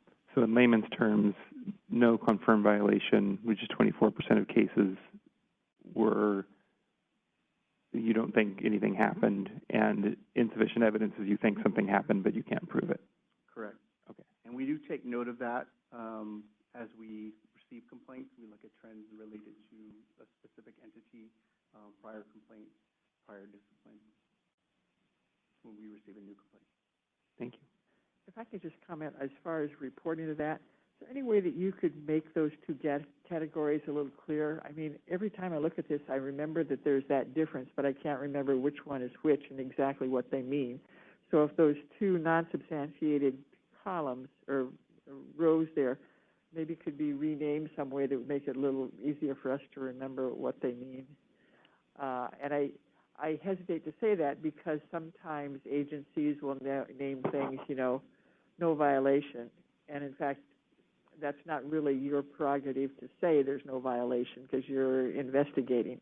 And it's not until, a later determination. But, obviously, if you didn't find one, that's something that's okay to say and maybe makes it clear. I just be careful how you word it, but maybe word it some way so that it's a little easier for us to remember what's what, which is which.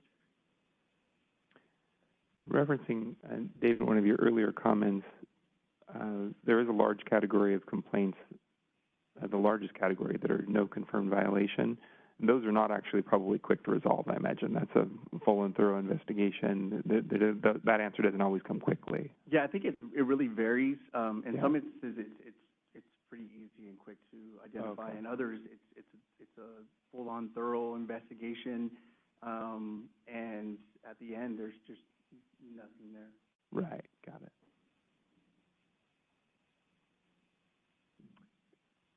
Any other questions? Yes, Kevin, please.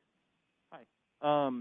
Can you help me understand, I know we talked a little bit about what the onboarding process looks like, but when you have a new special investigator come in, is it mostly like right seat, left seat, where they're working with a more seasoned investigator? Does DCA have like a special investigator academy that folks go to kind of get the lay of the land in terms of the standards of investigating for agencies? How does that process work? So currently, DCA had an enforcement academy, and it's currently not being offered. But I did reach out to the SOLID. I was forgetting names.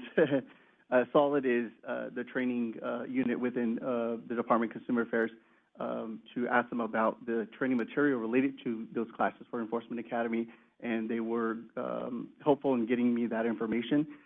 So we are, myself and the management team within our unit are actually looking at recreating those trainings and then focusing them more on the Bureau's task. I know that DCA's trainings, having gone through them myself, are a little more broad because they address all the, I think, 32 boards, bureaus, committees, commissions.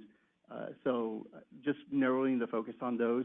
And then again, also looking at the training that was done in the past. I know that we have an onboarding process that was utilized in the past, and due to COVID, some of those kind of went by the wayside, so we're looking at bringing those back in. And we do have cross-training where they would shadow someone that's currently in the position. In addition to that, the supervising special investigator one position is another position from the management standpoint that would go out with staff to help them in the field in real time, investigations to kind of give them, best practices and tips on how to address certain situations. Great, thank you. I guess one last thing, as I look at all these things, some of your bigger buckets, so like the non-jurisdictional referred to a different agency. Can you just give me an example of what that might look like? I don't have an example. I can't think of one on the top of my head as far as like the non-jurisdiction. But I know that we are looking at creating more of a triage process for our complaints that are coming in, so that we take a more thorough look and have more of a discussion rather than it be an intake staff that makes that determination based on criteria that is written in a manual, but more conversation with the management team to kind of talk through those scenarios to make sure that this is a true non-jurisdictional matter. And I think some of the ones I think we kind of covered is the DFPI. There may be instances where it's a loan servicer issue, and DFPI has jurisdiction over those entities. So we have connected with their ombudsperson's office through OSAR, actually, and we're appreciative for them making that connection for us through their outreach program. And so we make referrals directly to them and vice versa. Okay. And then exempt would be a school is just exempt from bureau oversight. Correct. Typically, that's a low tuition rate or a weekend training type thing. Correct. We look at the law sections related to the exemptions and make a determination whether they fall under one of those exemptions. Thank you. Ms. Lee, I'm at the risk of, I don't know, not asking an intelligent question. So that exempt under $2,500 is if the tuition is under $2,500, or what is that $2,500 limit? I think it's the total cost of that program. Total cost of the program. Okay, so if a complaint comes in and the total cost of the program is under $2,500, then the school is exempt from complaints? The bureau. From the bureau. Okay. And you look at stacking, right? I mean, people have one $2,500 class and then another and another, and so yes, yeah. You're not getting fooled by that. Okay. Yes, that's correct. I have a question, and that is, I know that we have information on the number of citations issued by category, but on the complaints, what we have are the top 5 closure reasons. I'm wondering if it would be possible, because I think it would be helpful, if you take out the top 5 are basically ones where you didn't really do anything. Well, I mean, you did get there, but, it didn't result in resolving some kind of a complaint because it didn't fit, or there wasn't the evidence. Could you give us the top 5 categories of those that are complaints other than these as to, and when I'm thinking of the categories there, I'd like to have categories that would be like,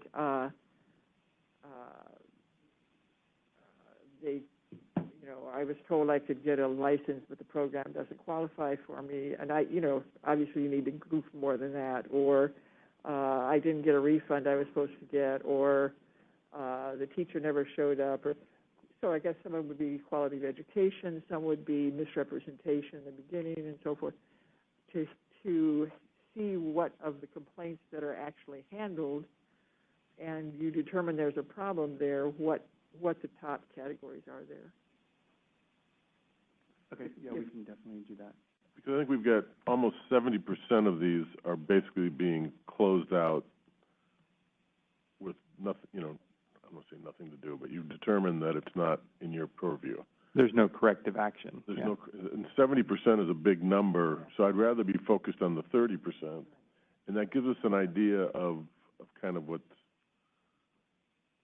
going on. I think, you know, for years, I think we've been trying to get a better idea. What are these complaints? And we go through this same thing. I'll miss this part, but. Related to that, and that is, you know, I've had a concern for a long time that there be sufficient, and it sounds like you're making some changes along those lines, some sufficient review to make sure that complaints are not being referred elsewhere when they shouldn't be, or that complaints aren't being closed as not substantiated when there have been investigative steps that haven't been taken. So I'm glad to hear that you're looking into that more, because in my experience investigating complaints, often the complaint, there is nothing that the complaint says on its face that is a violation. But when you interview the person, interview other people in the same class, you find out, oh, yeah, there are these 3 violations, but it wasn't clear because the consumer doesn't know what's a violation and what's not. So I am delighted to hear if you're really, you know, drilling down into that to make sure that we're not closing things that shouldn't be closed. So thanks. If I may just chime in for just 1 second, I just want to, it sounds, obviously we've had a lot of good discussion on a lot of the things that are happening, and I just want to give a particular shout out to Daniel. As he mentioned, he just joined the Bureau in December, and he had been part of the what's that? January. January, sorry, January. And I was, you know, he was part of the DCA family before that, but the Bureau is very different from most other DCA entities. And, you know, we had kept some of the open positions in that unit vacant so that way he could really build out his team, and he has just been doing that beautifully. Obviously, as you've heard, we've got training underway, we've got some internal procedures being updated, and I just really want to commend him for all of the, for his quick grasp of all of the issues with the team and to getting us to the place where we need to be. So thank you. Yeah, that's excellent. Thank you for that encouragement. And thank you, Daniel, for your hard work. I would add quickly that this function is really the heartbeat of the Bureau. This is where the rubber meets the road. When students have a bad experience, they know who to reach out to, and that's investigated quickly and resolved. And so we talk, the Bureau, you have a lot of things under, you know, on your mandate, but this is certainly the most critical. Any other questions, comments from the advisory committee? Very good. We'll open to public comment from in-person participants for item 5F, the Complaint and Investigation Report.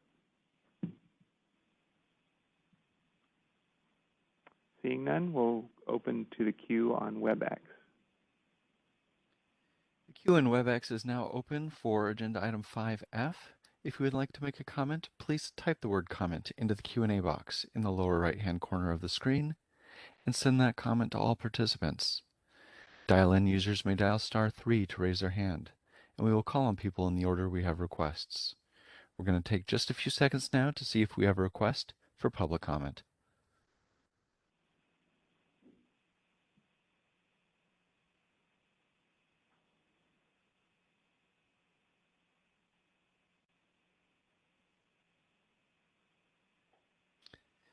Seeing no request for public comment, would you like to move back to the agenda? Yes, please. We will move on to agenda item 5G, the Office of Student Assistance and Relief Report. And for that, of course, we have our OSAR Chief, Scott Valverde.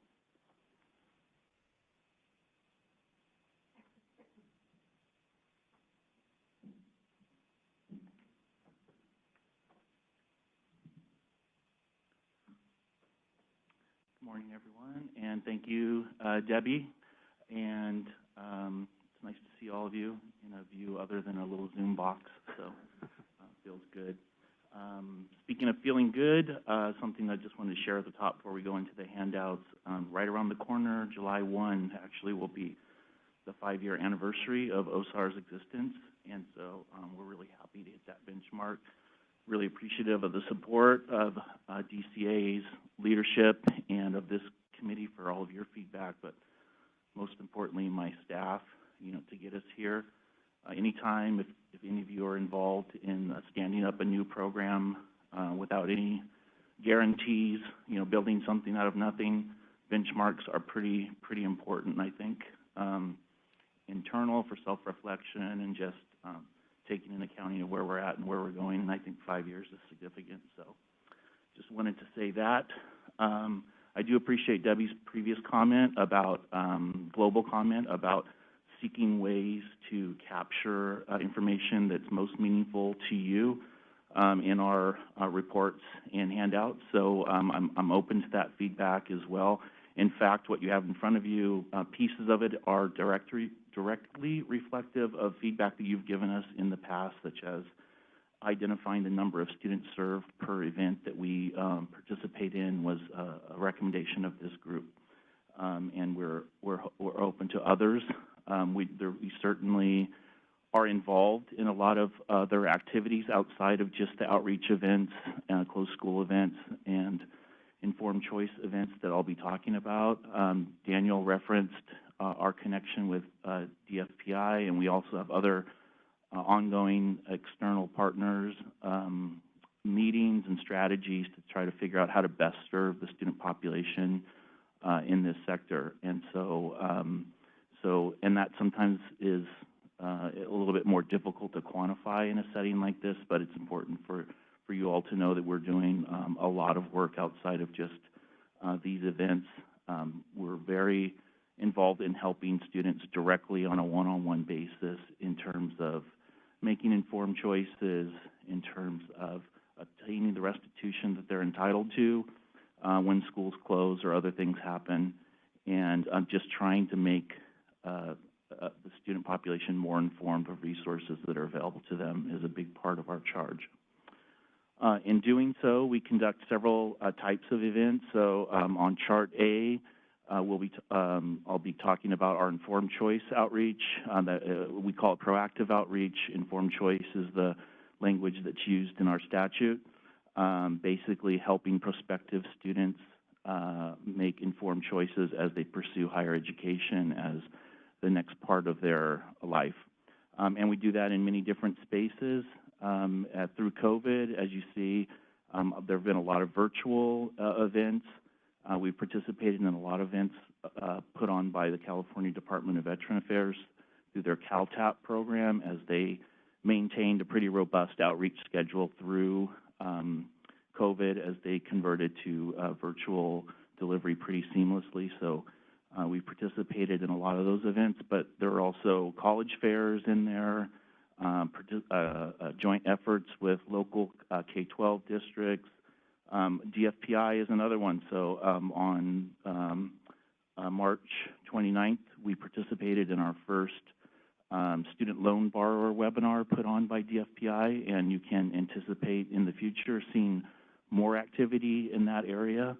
I think a couple times the conversion or recasting of DBO into DFPI has been mentioned today, and that's included the addition of additional resources for them to do outreach. And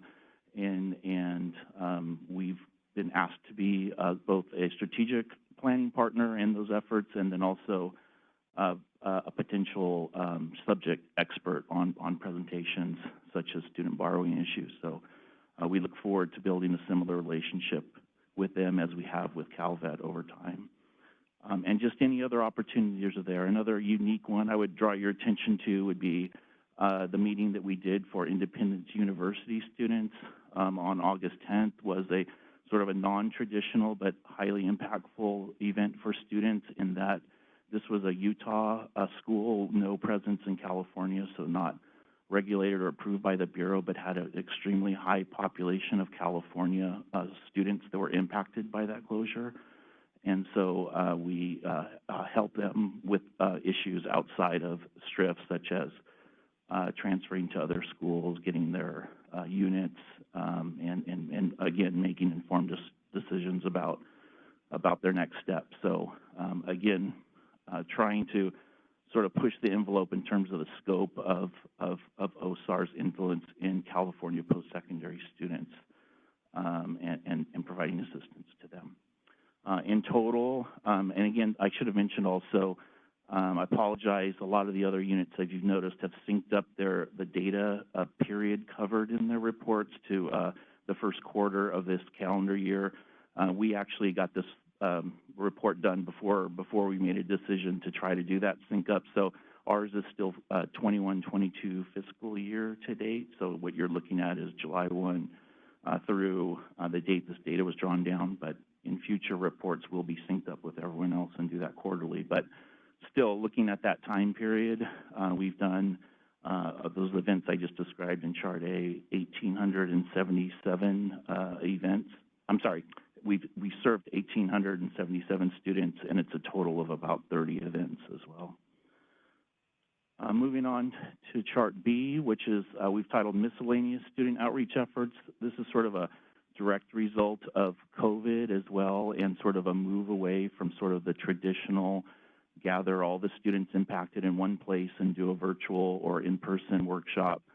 What has happened with COVID and closures commonly is we found we've gotten a lot more bang for our buck, if you will, obtaining student rosters and contact information, reaching out to students via email, and then setting up one-on-one appointments through Webex or Zoom or Teams or phone calls has been kind of our modus operandi through the meat of the COVID impact.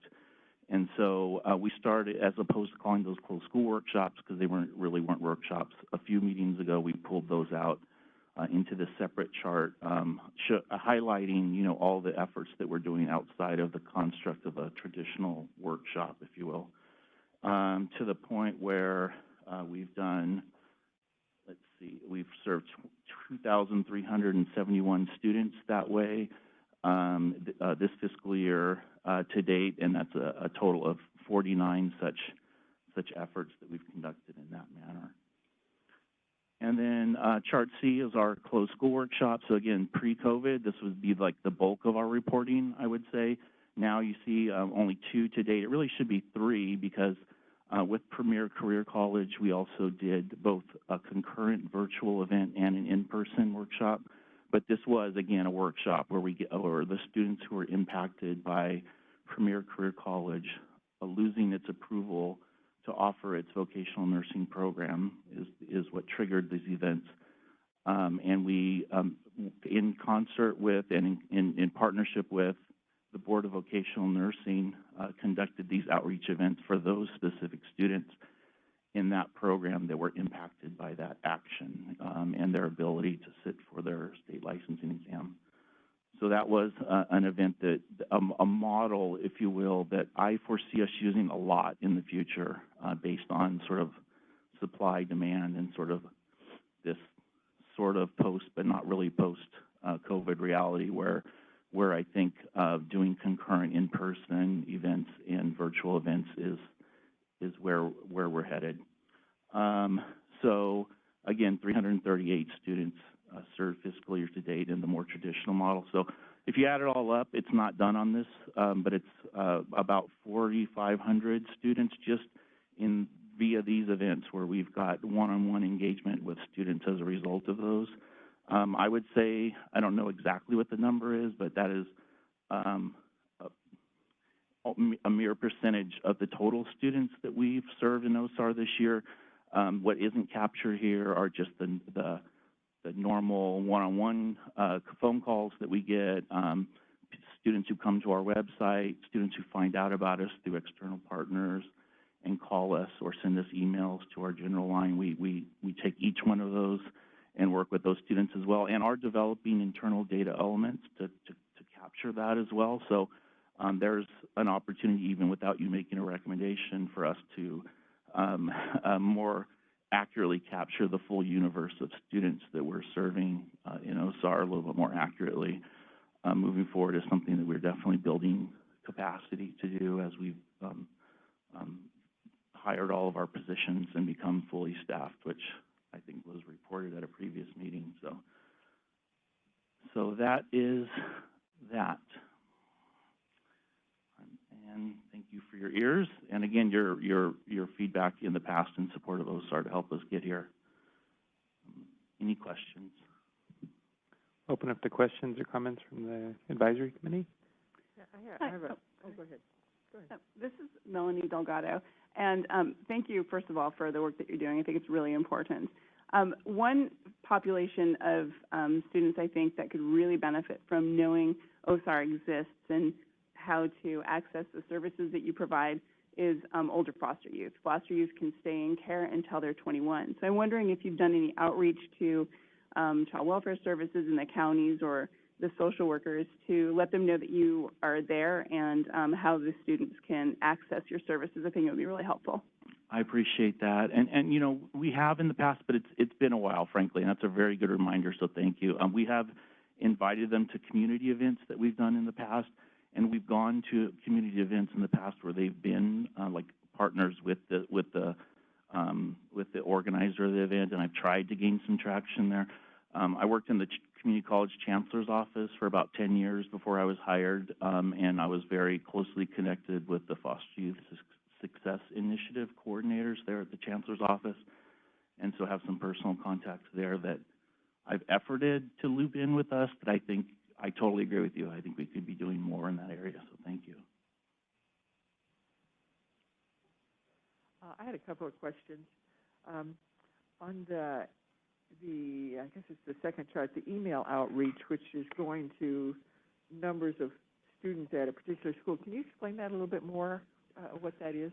Sure. So again, in the absence of the ability to conduct in-person workshops during COVID, what we found was, you know, getting rosters from either the school or enforcement, however we were able to obtain rosters, and then sending emails to those students that are detailed in terms of and customized for whatever the situation was with that particular school, whether it be an institutional closure or a branch closure or a program discontinuation, and kind of customizing our message to that population based on the facts that we know and then what resources we have that can best help those students, and then offering them in the absence of the ability to do a traditional workshop, or in some cases where we offered a virtual workshop and the students just preferred to do one-on-one meetings, then these numbers reflect those meetings that we had with those students as a result of that email outreach.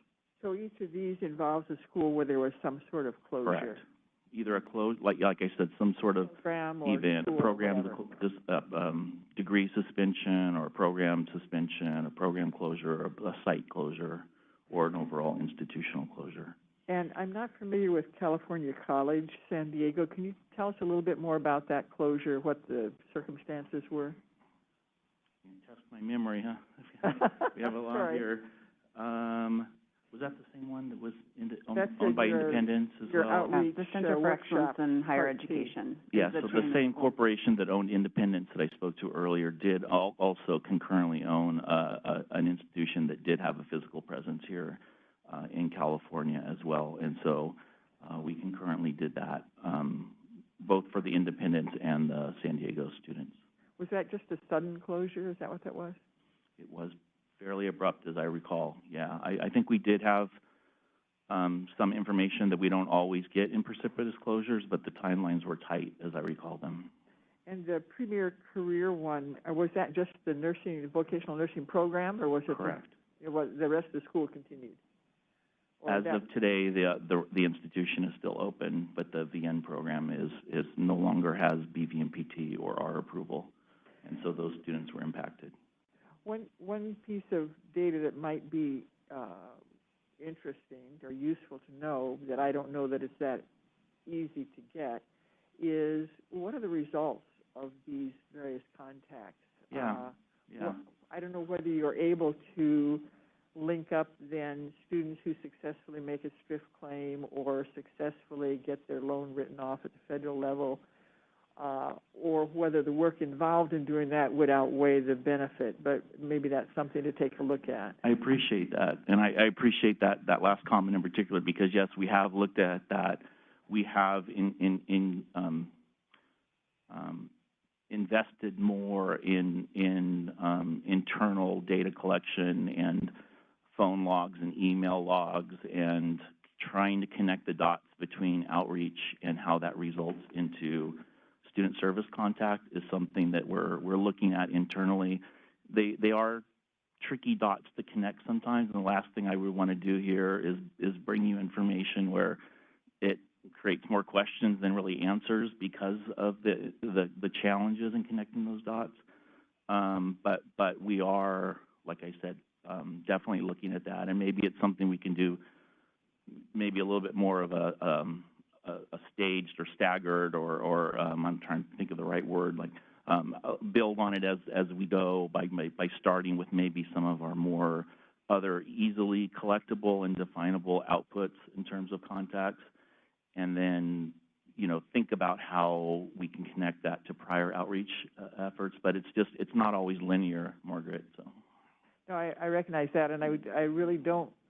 I mean, we want data because we're trying to figure out what's going on. But on the other hand, I don't want people spending more time collecting data than necessary. Correct. When that time really needs to be spent carrying out the functions. So. Yep, and we do have other reporting requirements outside of reporting to you all in terms of our DCA's annual report has an OSAR element. We also have our own legislative reporting requirements that are public documents that go into a little bit more detail and carve the data in different ways that are sort of required as well. So that's another resource for you. But yes, it's a balance between the work that needs to be done on a daily basis.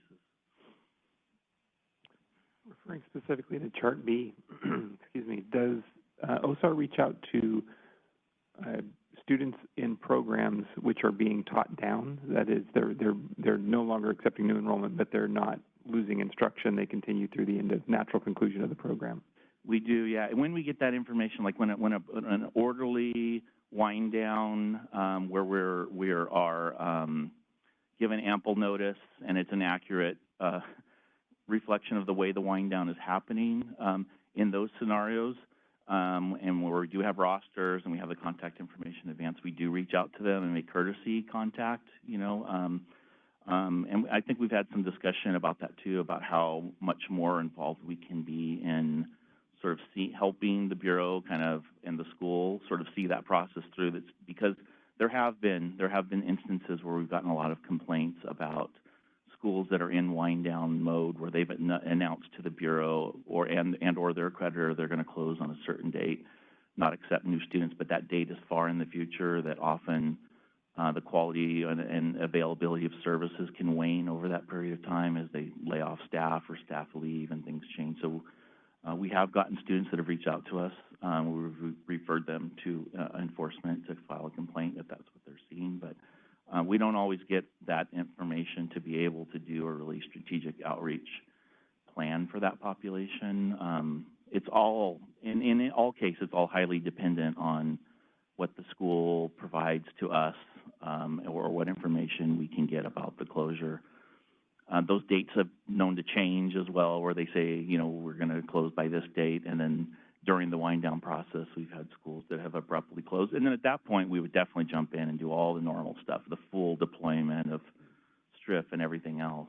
But it's balancing resources. What is the value of us connecting with those students beyond just OSAR awareness, during that wind down period. And the wind down period could be years, in some cases.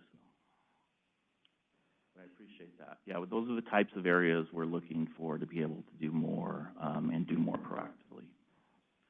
Students in that situation, this is Margaret Ryder again, students in that situation that are contacting you, do you also refer them to STRIF because they might be eligible for STRIF? Yeah, we work and I should say that too, of all the things I listed that aren't captured in this chart, the one I probably should have said first is, and I failed to say, was our support and assistance to the STRIF unit as well, so that, and helping students directly with their STRIF claims, getting everything compiled so that the STRIF unit can do their work more efficiently is a big part of what we're doing as well.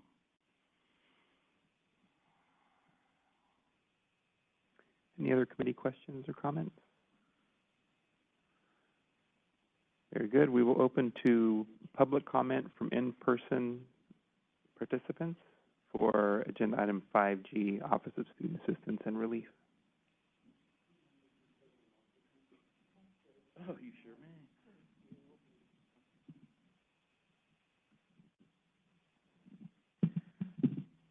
Still morning. Good morning, all. Angela Perry with Acis. I wanted to first retroactively thank all of the staff that have given updates today. Really appreciate all of the information that has been shared. Didn't want to come up after each one to thank everyone, but wanted to take a minute to say thank you.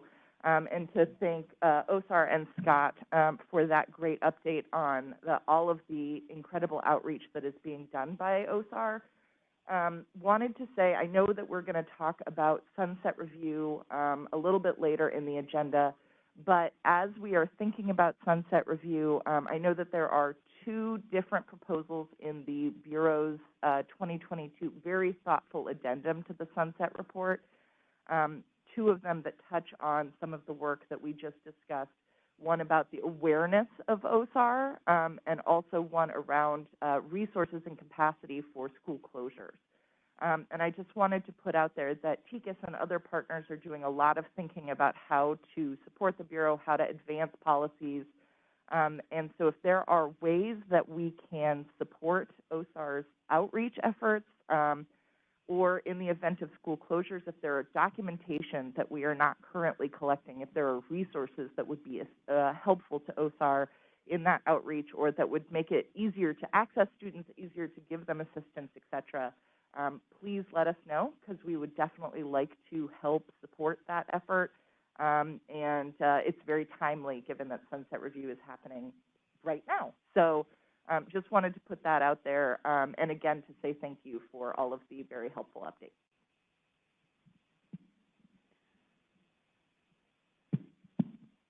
Thank you. Any other comments from in-person attendees?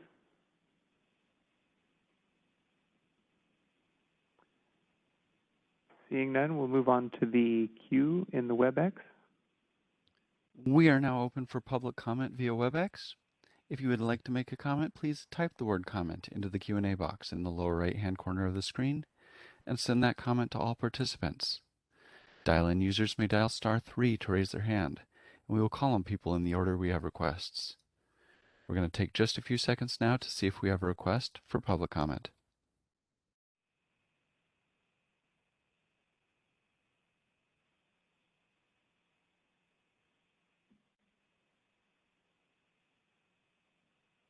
Seeing no request for public comment on Webex, would you like to return to the agenda?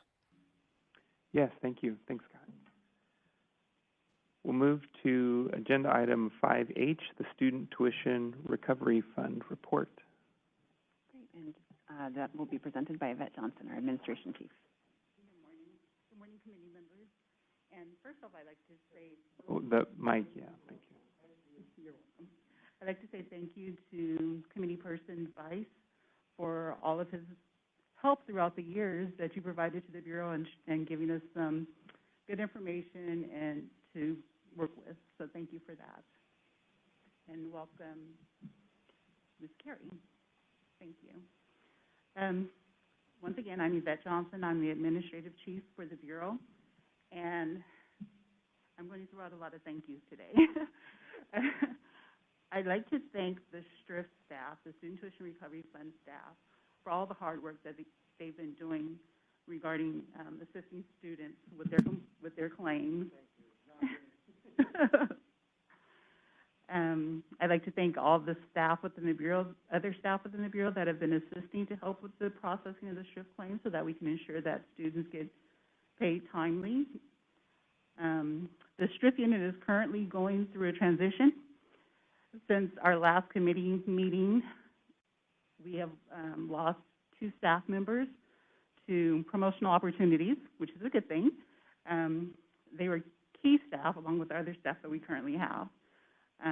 I'd also like to send a big shout out and thank you to Mike Tren, who filled in for us while we didn't have an office technician. He spent a lot of time working with us, and he was recently promoted within the Bureau. So thank you to him. Let's see, we also had Navdeep Singh, who was one of our senior STRIF analysts, who went on for a promotional opportunity at another agency. As I stated, we're going through a transition, so we're currently going through the recruiting process to fill those positions.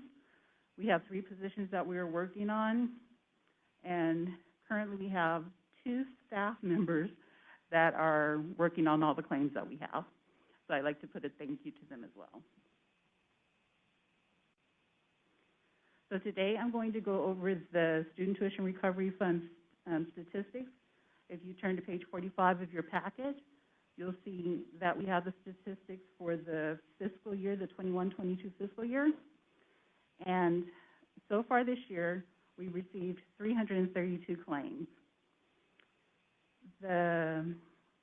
We have closed out, so to date, 84 claims. We have 84 claims that are approved for payment, that were approved, sorry, and we have 95 claims that were considered ineligible. We have 29 claims that were denied, and 89 claims where it was deemed we were unable to contact the claimant. So when we look at this unable to contact the claimant, this is after many efforts to reach out to the claimant we let them know, hey, you have information missing from your claim. In order for us to be able to continue to process your claim, we need additional information. We do at least 3 attempts via email, mail to reach out to them. If we're not getting any type of results after 1 or 2 times to reach out to them, we then turn to LexisNexis to do some research to see if we can find more current information on those claimants so that we can, or whatever other resources we have to make every effort to reach out to them. Right now in queue, we have 799 claims. 250 of those are under analyst review. That means that they're currently being worked by one of our analysts. Waiting for student response. That's once again where we've reached out to the claimant because they had missing information from their claim. So we're reaching out to them to get more additional information. Analyst first review complete. This is where the analyst has reviewed the claim, made a recommendation for approval or denial, and it also includes a period where although the analyst has provided it to the manager, there may be some going back and forth in discussion, so those can also be included in this category.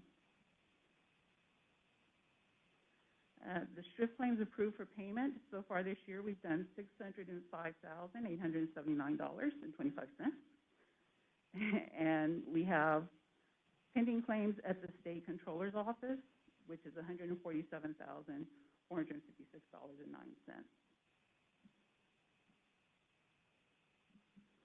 At the bottom of the page, you'll see the current fund balance is at $16,437,720.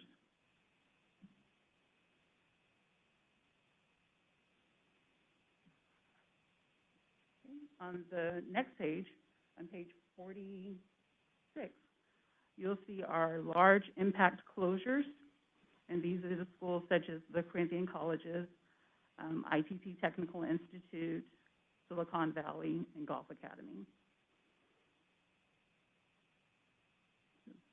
That is the statistical information for the Student Tuition Recovery Fund. Are there any questions? Any questions or comments from the committee? Yes, this is Margaret Ryder. As to the question of whether there's any data that or reporting changes we might be interested in, I think I would be interested in seeing, of the approved claims, what percentage were for students at closed schools and what percentage were other than that. So there are other or closed programs or schools. I think there are other reasons besides a closure that can trigger a rate to a STRIF payment. And I assume most of these are from closures, but it would be interesting to know if you have others, or what percentage you have of other kind of things. And just so that you know, more likely than not, if it's just a program closure, the school would be refunding those students as opposed to them coming through STRIF for refunds. Yeah, I don't even care what to do. I mean, a closure, I don't care if you break it down into program closure, school closure, whatever. But besides closures, there are other bases, I think, for strict claims, if I'm not mistaken. Such as the program closure or other special circumstances. Or decline in educational decline in quality or education, value. right. Yeah. We'll take that back. It may be that the percentage is so small it's not worth reporting, but it'd be interesting at least to have a report a time or two and see what's there. I have a recommendation for the cumulative chart, which we instituted following some of the high-profile large institutional closures several years ago. Suggest maybe a 5-year look back or something. There's a point at which some of the closures from 9 years ago or 8 years ago are no longer current or relevant. So you're speaking of the large impact closure? Yeah, correct, on page 46, yeah. And then I think 2 years would, I mean, you can do a 5-year and a 2-year. I mean, it's just, yeah, just 5 for years is simplicity, already pick a long. period, yeah, 3 years or what, something. I think the purpose would be informing the impact on the strip balance.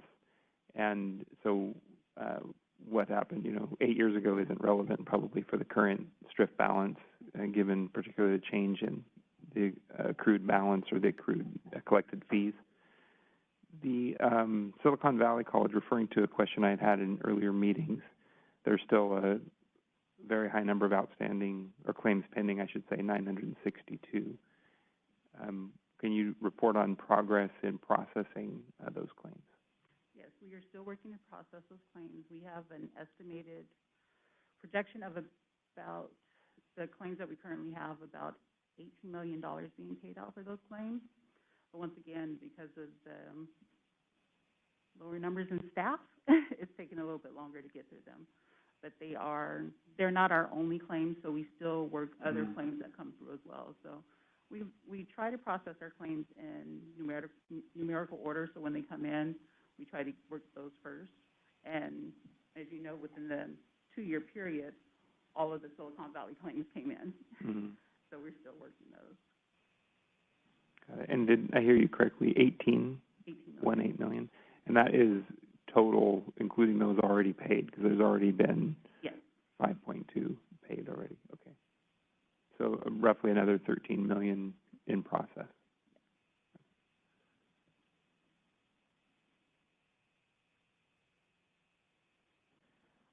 I agree that we probably don't need to look back the whole history of things, but I think at least a 5-year look back is important because not only for the fiscal basis, but also just to see how well we're managing to deal with students who have been hurt, and I think getting a sense of how many claims are actually approved and compared to how many students were in the school is helpful information going back.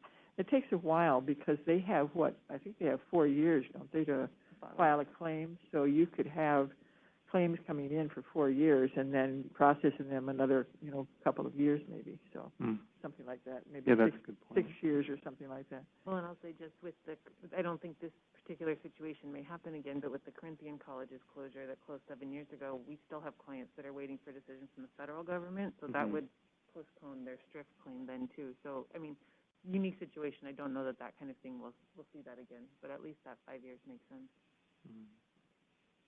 And then I would just encourage staff to consider again analysis of Silicon Valley as a very unique event. It's orders of magnitude 18 times larger than the second highest. And so what was the use case or narrow scenario circumstances around that? And are there any recommendations or considerations even for statutory change or something to clarify the use of STRIF funds? It was for a very small school with an $18 million expense to the state for closure. I have a question. Tess Dubois-Carey. Thank you, Yvette, for your summary. If we look at page 45 under the STRIF claims closed, you described a very robust outreach strategy for unable to contact. I was curious if you had any insight, because the percentage of no contact has exponentially grown year over year. So I was curious if you had any insights about why you would think that would be the case. As we all know, students are transient, Yeah. and they don't always follow up with us to leave us with their most current information, and they fall off. And I know working with OSAR reaches out as much as possible to them, but if we can't get some more current information, we're kind of stuck. Right. Yeah, and if, depending on the time frame from when they filed too, some of them forget that they even filed. I know when we've done outreach to them to say, hey, we're trying to get more information about their claim, and they say, what claim? What are you talking about? Yeah. Okay. Thank you so much. Any other committee comments or questions for that? Very good. We'll open to public comment for in-person attendees on this STRIF, item 5H. Seeing none, we'll open the queue for Webex. We are now open via Webex. If you would like to make a comment, please type the word comment into the Q&A box in the lower right-hand corner of the screen and send that comment to all participants. Dial-in users may dial *3 to raise their hand, and we will call on people in the order we have requests. We're going to take just a few seconds now to see if we have a request for public comment.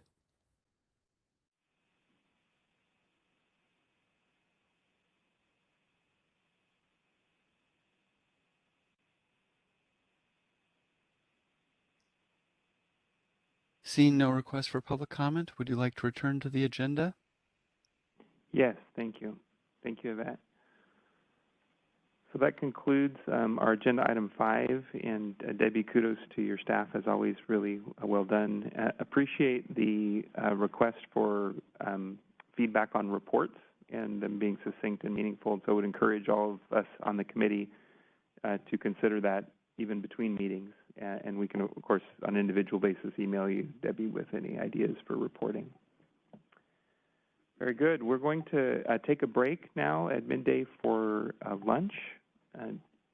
We do have a material number of agenda items remaining, so we're not going to be able to power through. So we'll break for 45 minutes. We'll return back here and pick up the meeting at 12:30.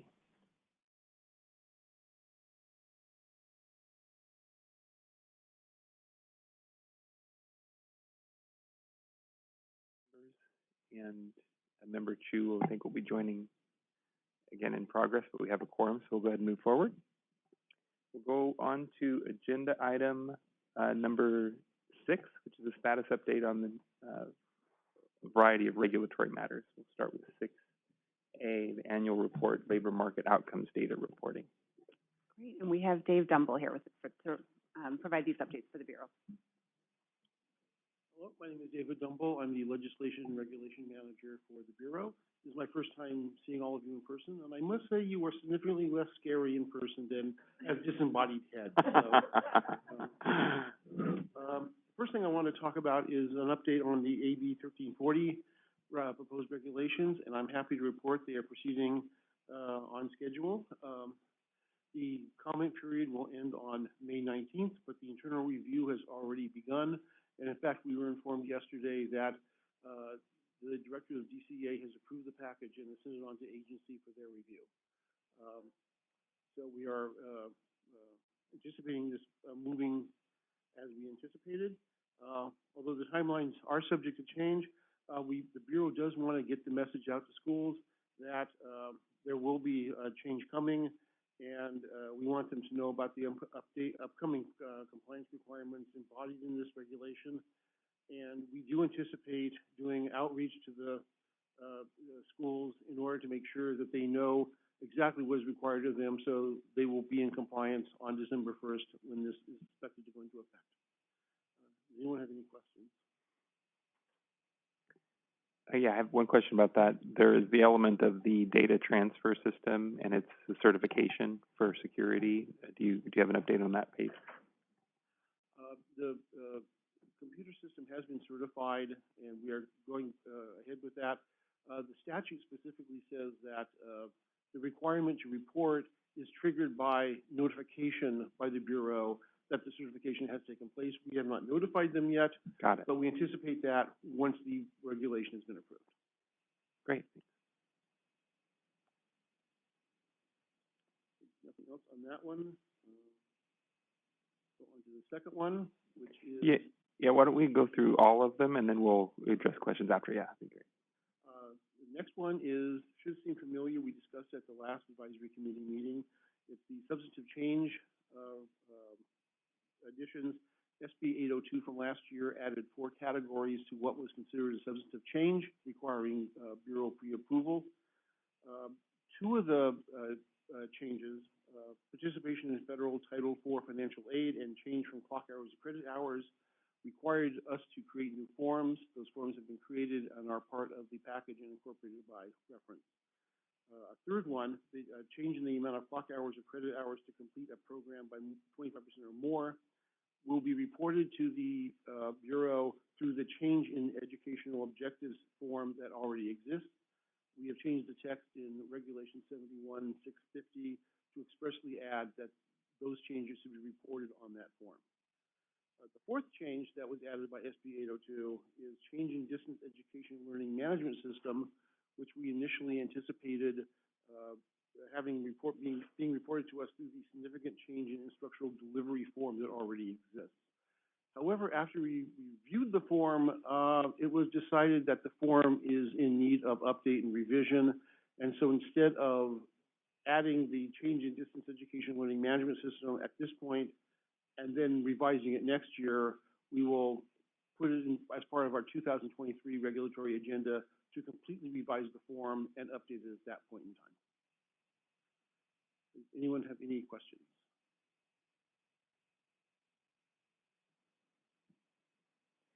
I had a question. I appreciate your capacity for the technicalities involved in this. It's good that we have somebody that expert working on it.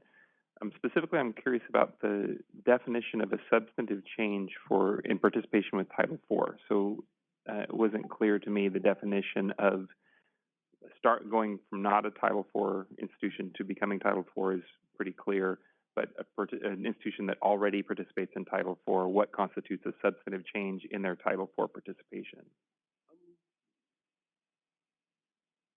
I don't know, Debbie, can you address that? I want to look back at the language. I believe we had interpreted that as just meaning a change from non-participation to participation. Okay, so it is singular. Yeah, got it. Yeah. Okay.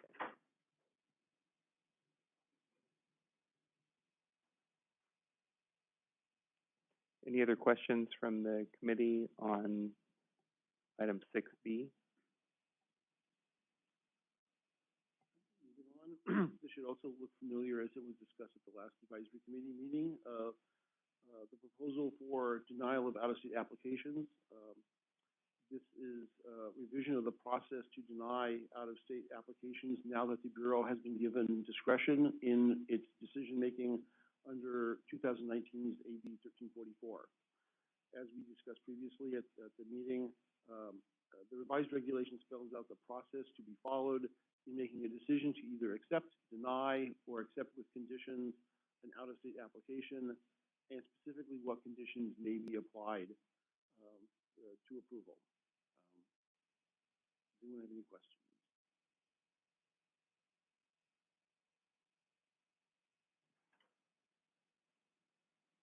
Any questions from the committee on the proposed changes to that section of regulation? I think I'm lost. We're on page 62, the policy document on pages 62 and 63. Okay, thank you. I had one question in, oh no, I'm sorry. Oh no, yes I do. It's in B, the applicant may reapply or may, within 30 days of the decision, submit a written request. Does that 30 days apply to the reapply or just to the written request? It looks to me the way it's punctuated, it replies only to the written request. And if that's the case, I was wondering how soon can they reapply? Can they get denied on Monday and reapply on Tuesday? Or, and that's not something that you've changed, but I just am looking at that now and wondering what that means if you had. Well, excuse me, which subsection was that? B as in boy.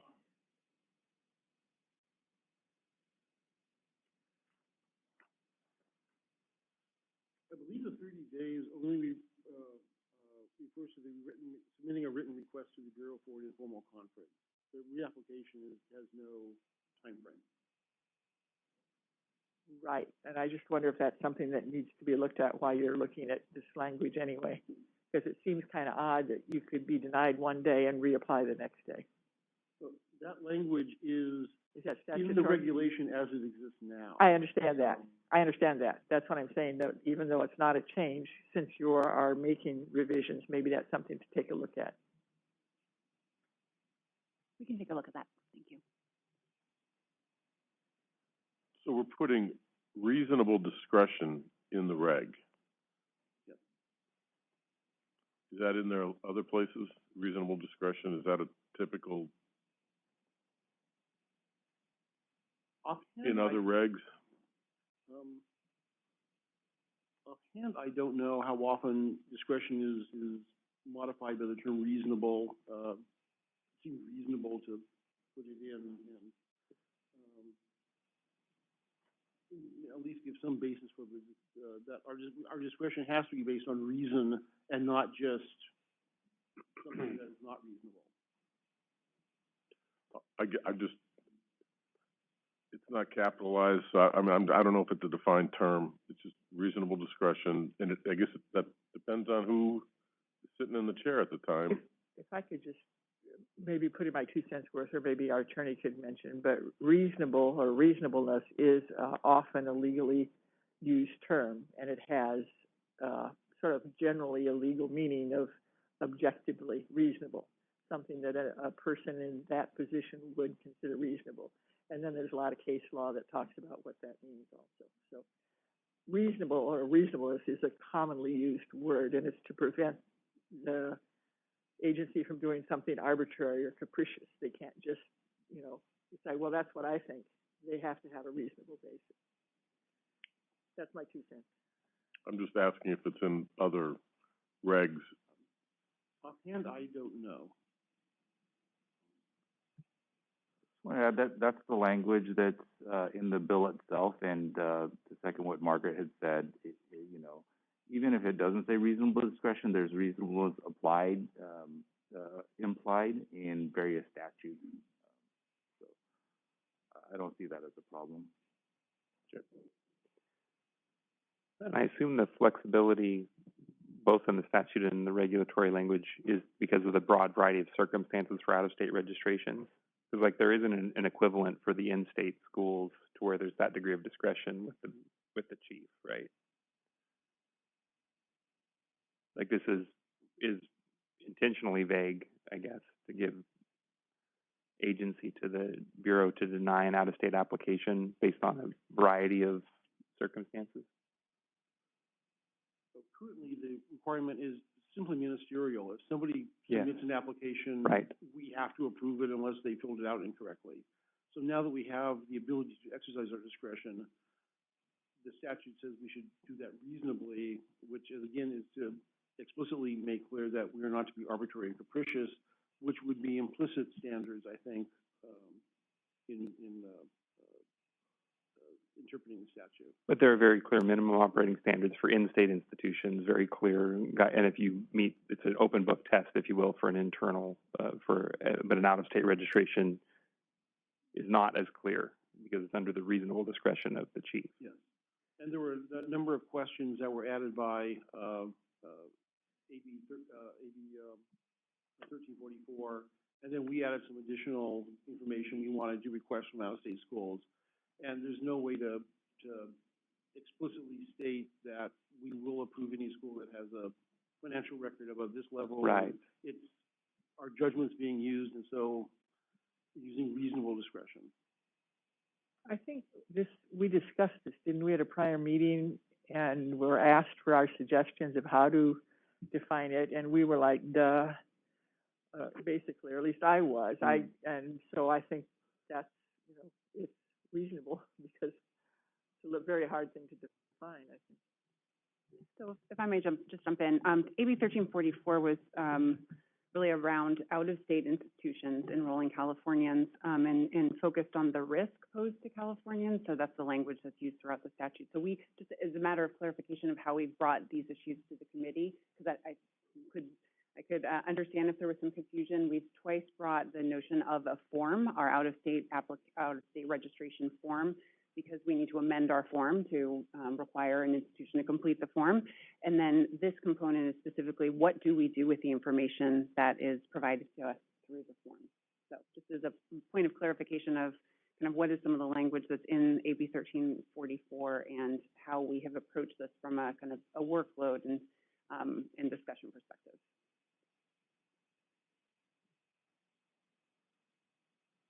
And so the purpose then of the open conference, if you will, informal conference, would be to discuss the rationale for the denial? Yes. And to establish informally if there were any way to remedy the... Right, over remedies, exactly, yeah. Generally, we use informal conferences to provide the school an opportunity to present their side of it. Right. Before we move forward with the decision. Is there a requirement that the school is accredited, or it doesn't have, it can be non-accredited as well, correct? An accredited institution, usually the accreditor will make sure there's some financial stability, or should be monitoring some sort of financial stability of the institution. If not, reasonable discretion would be, you got to pull some financials and make sure that they're financially sound. Yeah, this statute only applies to accredited institutions. Okay. Thank you.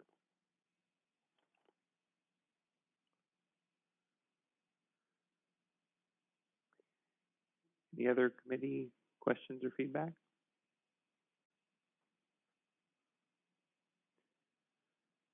Very good. We will entertain public comment from the in-person attendees related to the whole of agenda item 6, which is both the update on the regulatory proceedings and then the proposed statutory or proposed regulatory language on the 2 statutory changes that we just discussed.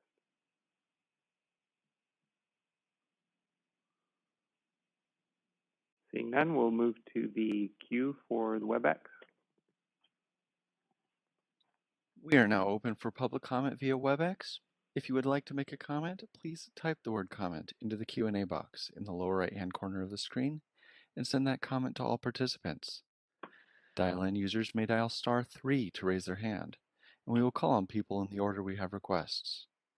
We're going to take just a few seconds now to see if we have a request for public comment.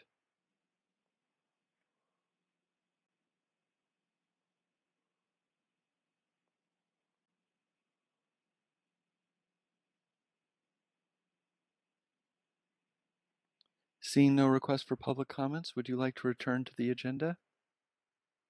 Yes, thank you. And thank you, David. Thank you. We will move on to agenda item 7, the status update regarding the sunset review process and BPP finances. Thank you. So for this item, we have 2 representatives with us, one in person and one virtually from DCA. We have Taylor Schick here to talk with us about the finances, but I think Greg Pruden with Legislative Affairs will kick us off by talking about sunset. Good afternoon. Thank you, Chief. Can everybody hear me fine? Yes. Yes. Wonderful. I just wanted to make sure we test that since I know I'm virtual and folks are in the room. So thank you for indulging me. Good afternoon, Chair Holt, Chief Cochran, and members. My name is Gregory Pruden. I'm a legislative manager with the Department of Consumer Affairs. I'm here to speak on agenda item number 7 related to the Bureau's sunset review. Last year, the Bureau's sunset bill, SB 802, was enacted. which granted the Bureau an additional 1 year of authorization until January 1st of 2023. This means that unless that date is extended, the Bureau would sunset or cease to exist on that date.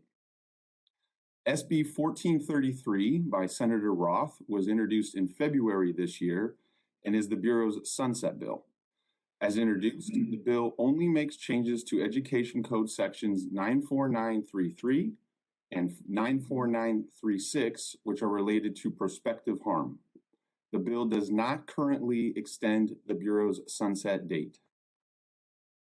The bill was heard and passed by 2 policy committees earlier this year, the Senate Committee on Business Professions and Economic Development and the Senate Committee on Education.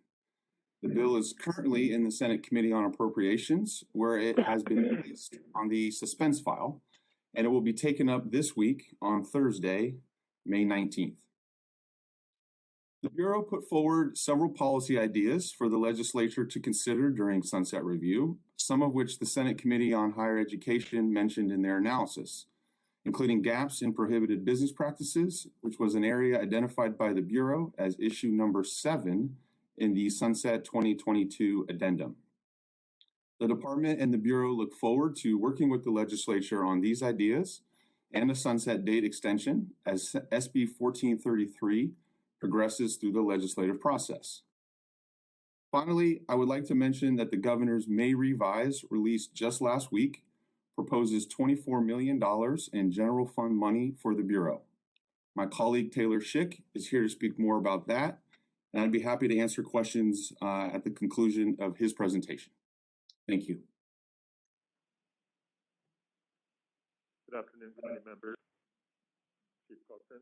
I'm here to give an update on the Bureau's financial situation. As my colleague Greg mentioned, just in the Governor's May Revise update, there is a proposal that the administration is putting forward that would supplement the Bureau's income essentially by $24 million with general fund monies. That would be $14 million in fiscal year 22-23, another $6 million in fiscal year 23-24, and finally $4 million in fiscal year 24-25. That money would supplement the Bureau's existing revenue stream to enable the Bureau to maintain operations for an additional 3 fiscal years. The idea there is to maintain operations as well as allow the Bureau time to contract and do another more, I would say, thorough fiscal analysis for a potential fee structure, a little bit maybe different than what has already been out there, that takes in a little bit more factors of things that are going on with industry as well as some policy changes and implementation of the Bureau's new IT system. So that's the intent of the proposal. One of the other items that occurred in this last fiscal year, in December, the Bureau was also approved a control section 14 loan of $12 million from the Bureau of Automotive Repair to continue operations in the current fiscal year. This proposal that is being proposed in the Governor's May Revised update would also allow the Bureau to pay that loan back sooner so you don't incur additional interest charges on that loan. And that is it for my update on the financial situation of the Bureau, and I'm happy to answer any questions. Committee members, any questions or feedback regarding the sunset bill process and or the finances? Thank God for the extra money. I mean, we've always been, I think, struggling with what was available, so glad to hear that. And excuse my ignorance, but the May Revise from the Governor is a suggestion, not a policy action, correct? Yes, it's a proposal.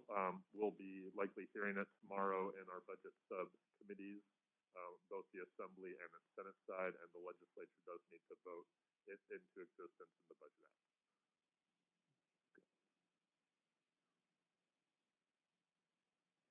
Is there anything committee members can do that you would recommend to support that with the legislature? Possibly just with comments during the hearings.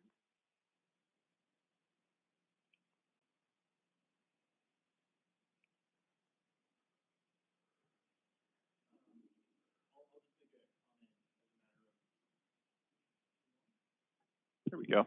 I'll just make a comment as a matter of process. My understanding is that it's the intent to have substantive language in the bill before it passes out of the Senate, which would likely include elements of policy like the extension of a sunset, and that when I analyze the bill in the Assembly, that I will be analyzing something with more policy than is currently in the bill in print. But that's all the detail that I have at this point. Related, sort of an overlap between the legislative process and the financial condition. My understanding previously has been that general fund support is not provided within the current statute, and it would require, for an ongoing basis, as a fund stream for the Bureau, would require legislative change. That is, that the... If you're looking for like ongoing general fund Correct. to support the Bureau, that would be a legislative change. This Right. would be a specific item in the Budget Act that would only carry for 3 fiscal years that would provide these monies as the amounts I specified over those 3 fiscal years. Got it. Thank you.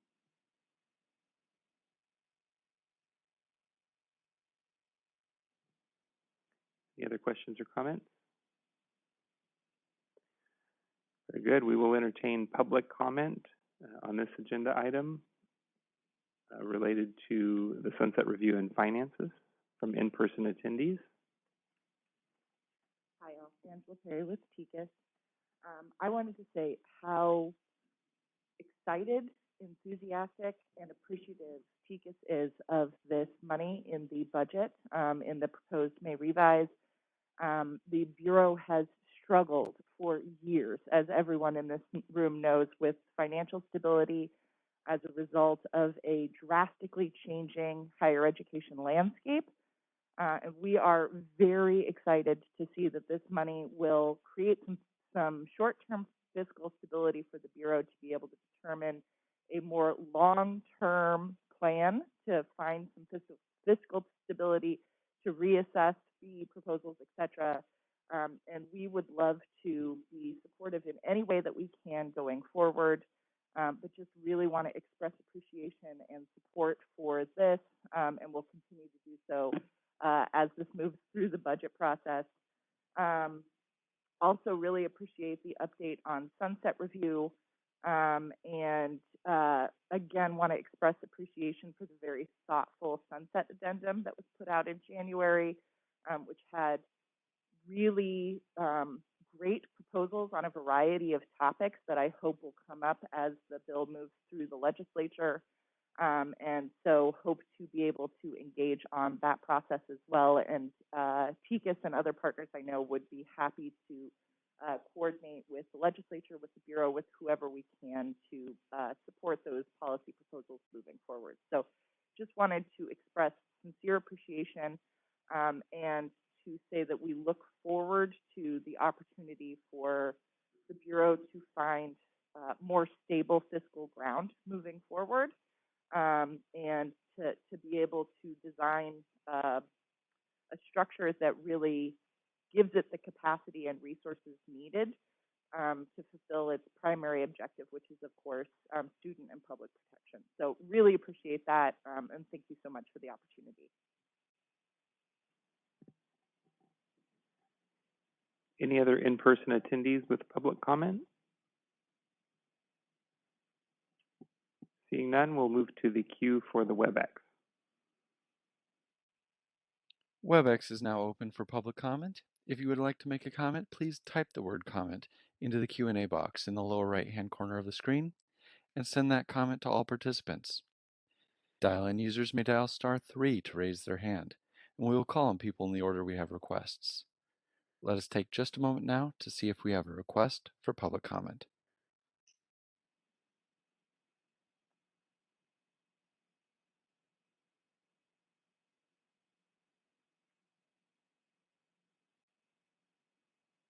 Seeing no requests for public comment, do you wish to return to the agenda? Yes, thank you. Thank you both for your presentation. We will move on to agenda item 8, addressing suspected human trafficking in private post-secondary education institutions. We're going to hear again from Joanna Murray on this issue, who has been helping to chart the Bureau's course on this topic. Good afternoon. I would very much encourage you to take a look in the packet there at pages 66 to 67. That's the memorandum we've drafted to summarize this discussion, and I'm just going to highlight a few things, so I definitely want you to be able to kind of see what all we covered in the memo. First of all, the Bureau did become formally aware that trafficking may be an issue in some schools within our jurisdiction just fairly recently. In July of 2021, there was referenced here a major report came out, Sex Trafficking in State-Authorized Massage Schools, a case study, and later a USA Today article as well covering the report and how it related to California specifically. With that on our radar, we did look internally and talk with some employees and come to understand that this may indeed be something that was already a concern for some Bureau employees. I will say, being that I've worked in the Quality of Education unit for my entire time at the Bureau, 7 years now, it's simply likely that an institution is going to fail to meet minimum operating standards if trafficking and not instruction is the central focus of their institution, which is in explicit violation of our regs, of course.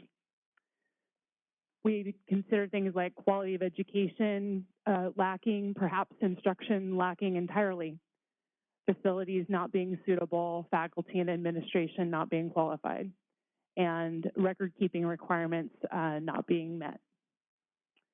But what do we do with this? Well, we have field staff that do go out and, of course, are able to access places that the general public doesn't see. So they're in a position to see things and then say something, but we didn't know who to say it to. What we have come to understand is that we do have resources where we can turn to very efficiently to hand off our concerns so that an appropriate party can do the research and investigation that's needed to see what might be happening on a deeper level at that institution. And of course, we would be addressing the violations of Bureau regulations and laws that we identify specifically. We needed a process in place so that we would be able to absolutely continue to focus on our scope of BPPE duties.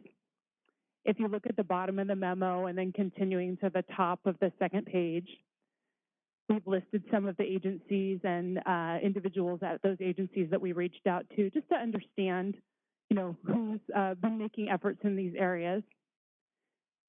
ABC, Alcoholic Beverage Control, they've really pioneered efforts, and one agent in particular was able to come and talk with some of our staff about how, as a regulator, you can address this without detracting from your duties. Again, understanding who to appropriately hand off to is really a central focus.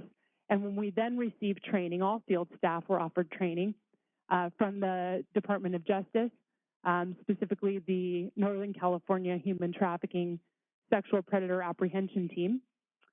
They were able to coach us on what to look for and how that handoff can happen to them, and also to the National Human Trafficking Hotline. We developed a reporting protocol that's quite simple, and there are 2 internal Bureau point people that a field staff can reach out to if they've seen something that's concerning to them. And the process is outlined here in the memo. Again, if you have questions about it, I'd be happy to answer them. I'm currently serving as one of the 2 internal point people, as is Michelle Alliger, compliance manager that you met earlier today. There at the bottom, we're looking at possible next steps. There's not too much to it. We got our protocol in place pretty quickly, and it was pretty simple to do, honestly. But if there are training opportunities, we would welcome those. We want to make sure our new employees coming to the Bureau know that we have this process in place so they can access it. And we do want to make sure that, in the interest of, again, student protection and public protection, that we are making others aware of the contact resources For example, they might not know that there's a national human trafficking hotline. That's a wonderful resource where they may be contacting the Bureau with a complaint, for example, but we might not be the only people who want to help them, certainly with something like this. We would surely be in default of our duty to uphold the charge of student protection if we neglected to address this issue for California students. So I'm really pleased that we're doing that now. Very much, very sincerely welcome feedback so we can get additional thoughts from you. Question or comment from the advisory committee? This is Melanie Delgado.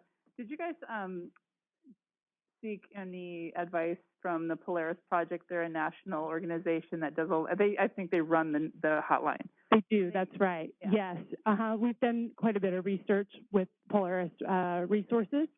And, ideally, we would get to dig into that even deeper and in a targeted training for field staff. But, yeah, there are a wealth of resources. Thank you for mentioning Polaris. And I wonder if I know that there's only a certain amount of that you can do within the scope of the BPPE. Is this maybe something where there's a gap in the BPPE's ability to protect students and do more that could be addressed by legislation or something? It seems like it's one of those business practices that is otherwise illegal that maybe you guys could do more careful monitoring or something when you see a school that has a flag. Yeah, I think that's a great question to ask. Is there anything we could do ultimately, right, regulatorily, to go more to the heart of the matter? Given that kind of short but substantially significant list of things that we already see, I think really it was about, at this point, teaching people to recognize it so that we wouldn't go to an institution and see something and not really recognize the character of it. And I can speak for myself. I myself had an experience like this visiting an institution and didn't really know what to do with it until much later. I just didn't understand what I was observing. And I think that you guys have a really great protocol to start. I think that's good. Thank you.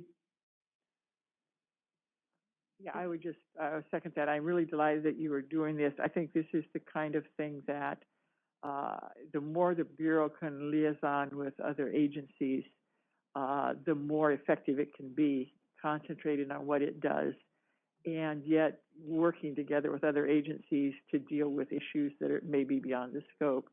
So I think this is great and good for you. Thank you. We're really pleased with those partnerships we've developed. They came together fast and they are efficient. This is Lee. I was going to mention, many counties and then sometimes throughout the state of California, there's been sort of a human trafficking support network. Like my office is part of one. The Salvation Army is really active.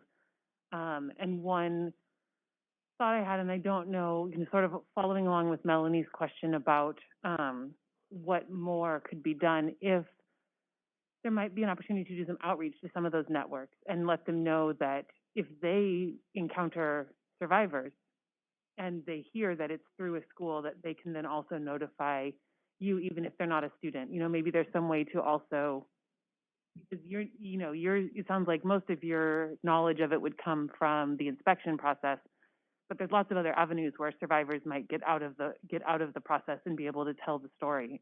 So that might be one other opportunity as a way to get information on the other side. That's a great idea. Thank you. You mentioned that Bureau staff, upon the raised visibility of this issue from the published article on the topic, expressed retroactively. It's like, oh, you know what, I saw something, and so there was some dialogue about that. Did you create a formal process by which those even aged suspicions could be pursued? We definitely had a situation where the handful of people that fell into this category, I myself was able to refer directly to the Department of Justice my findings, even though they were about 6.5 years old. Okay. And we did pursue another sort of our pilot test case and did, provided information and working with our legal to understand what would be appropriate for the Bureau to pass on, again, in an efficient way to the Department of Justice. And then the other couple, it was honestly situations where the employees were saying, gosh, I don't really remember which school it was now, and this kind of thing. So, I think clearly nobody had seen too much recently, I think with one exception. So that was it's going to be a moving forward type of project is what it looks like.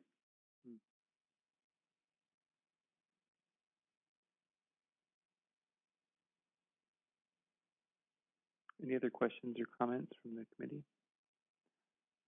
Certainly heartbreaking subject matter, and appreciate the visibility and attention that you give, especially just equipping everybody broadly to keep an eye out. I'm reminded a bit of I know public school teachers have actually a duty, a legal obligation to report child abuse that they observe, correct?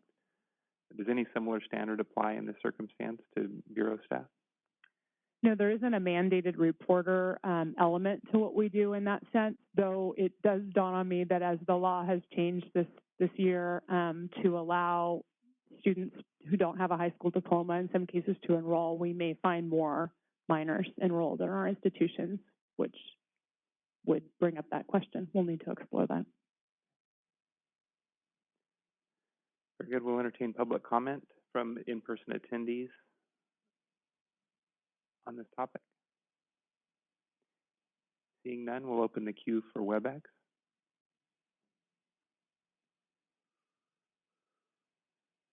We are now open for public comment via Webex. If you would like to make a comment, please type the word Q&A box in the lower right-hand corner of the screen and send that comment to all participants. Dial-in users may dial *3 to raise their hand, and we will call on people in the order we have requests. Let us take just a moment now to see if we have a request for public comment.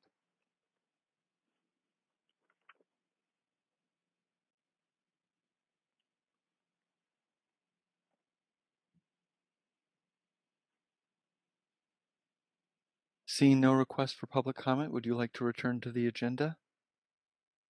Yes, thank you. Thank you very much. Very good. We will move on to agenda item 9, in which we will consider proposed modifications to our advisory committee handbook.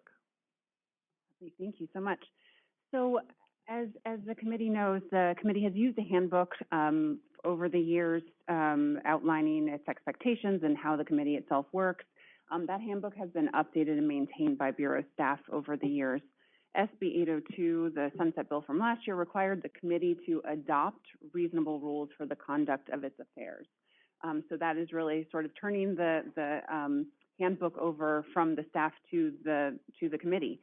So in our last meeting, stemming from that new requirement, we did have a discussion about the handbook as a whole and whether there were places where modifications might be warranted, that the committee saw places we might want to make some changes. The one area where there was some substantive discussion was around the handbook's stated preference for group or collective decision-making, so to take a vote to offer to the staff as a whole. And in particular, committee members may recall there was some debate about whether that was always preferable or whether, the individual opinions brought by individual members also carried significant value. So our one proposed change to the committee handbook stemming from that discussion is to acknowledge that. So that is the first recommendation on the top of the page, page 69 in the packet, where we would value both individual opinions and insight of committee members, as well as the collective will that the handbook as it exists up till now has had a preference for. So that's the one substantive change that we would be recommending pursuant to the conversation last meeting. And then the other two changes that we are proposing here are pretty straightforward, updating the protocol or the location of the required trainings to the online formats where they are right now, and adding in the new leadership term limits for the chair and the vice chair, which is another component of SB 802. Very good. So we'll open this to a committee conversation following up, as Debbie, as you note, from our previous meeting. Quick question to frame this conversation. Are you anticipating, or are we maybe as a committee, are we anticipating maybe annual or biannual review of the handbook to see if there are any revisions on an ongoing basis? Was this a singular legislative mandate for a one-time review or an ongoing? It was a singular directive, although I suppose if one of your reasonable rules that you wanted to adopt was a routine look at the handbook, we'd be happy to add that in as well. Thoughts from the committee? Regarding review of the handbook? Correct. I don't think it needs to be, I wouldn't go more than once a year, but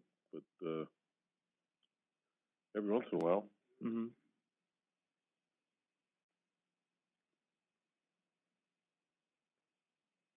Any other thoughts?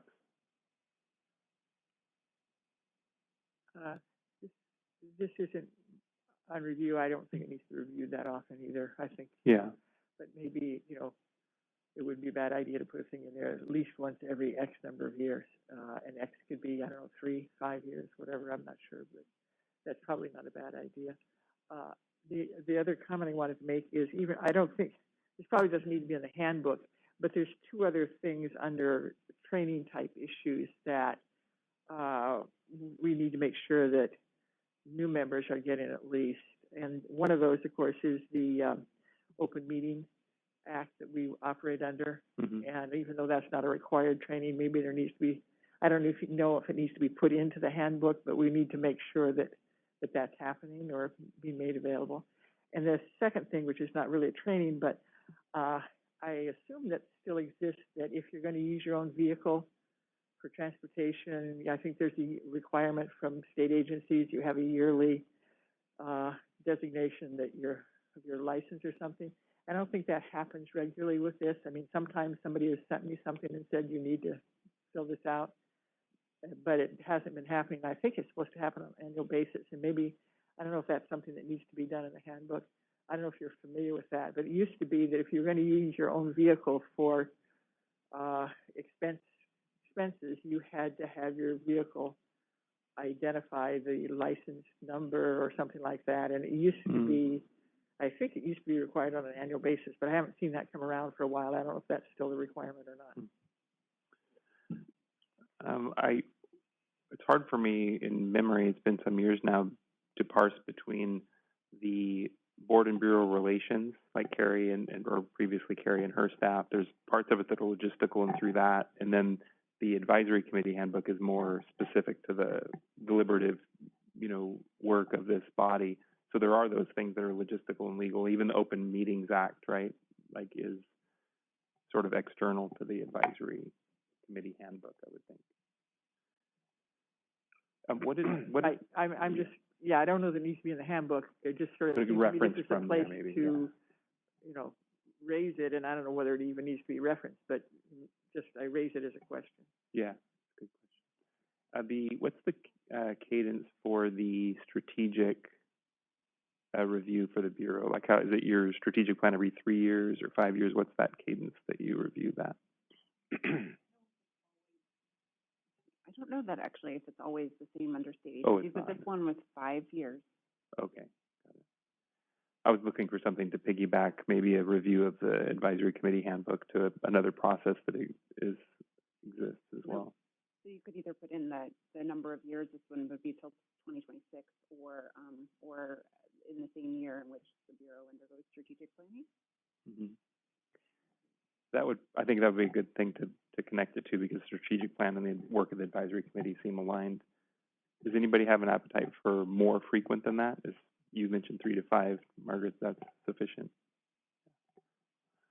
So you stated that perfectly. Did somebody? I think that's transcribed somewhere, so you've got your language written already. The only thing I would mention, this is Lee Farron. The only thing I would mention is, aligned with the strategic plan, or if the law changes such that the handbook needs to be updated. Because part of these changes were a result of a law change. Yeah, that's really sharp. We could also put in something that, whereas as desired by the committee if they want to do it sooner. Yeah, if there is an ad hoc need. Yeah. Regarding the required training, you have to have this, but most of us get this training as part of our normal day job as well. Would be okay just an attestation stating the fact I have undergone this training in the last 2 years. The state officials ethics training, normally we wouldn't go through a state officials training. Fine, if we have to do that one, we can do that one, but duplicating things that we're already doing. Yeah, I think there actually was a mechanism this last year, the training that we did at our company qualified for this, and so I was actually able just to turn in the certificate. So there is a mechanism, if it's a state-approved training, that you can actually use that in lieu of this course, and so I was able to do that. I did not know that you could do that. Yeah. So I don't know that it applies to all trainings, but the certificate for the state-approved training did qualify for that. Okay. And then last, on the committee leadership, just in a practical matter, you have people who've been on this committee a long time, and a combined 2 years. I think you're just hitting your stride after 2 or 3 meetings. Is there a problem with going from 2 to 3 or something like that to give people who stay on the committee? You need that longevity. I mean, you would have turned out a long time ago. You're already at a year, I think, or coming up on a year. I think that was explicit in the statute. Yeah. Never mind. Yeah. Why are we reviewing it? I agree with you, and it was written into the law. So. Get ready to be chair.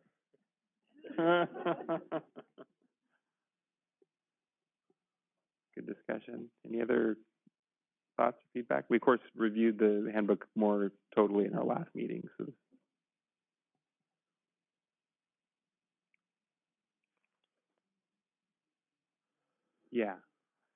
Yeah, for sure. We were just referring to, we were considering taking a vote to codify these and make it part of the handbook, but given the fact that we have a couple additions, we'll defer that to our next meeting after those changes are made.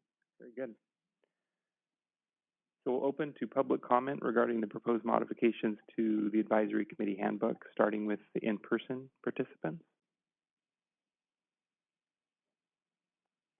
And seeing none, we'll open to the queue for the Webex. We are now open for public comment via Webex. If you would like to make a comment, please type the word comment into the Q&A box in the lower right-hand corner of the screen and send that comment to all participants. Dial-in users may dial *3 to raise their hand, and we will call on people in the order we have requests. We're going to take just a few seconds now to see if we have a request for public comment.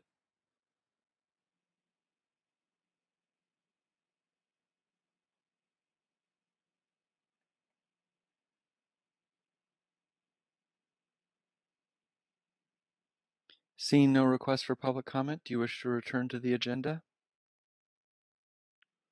Yes, thank you.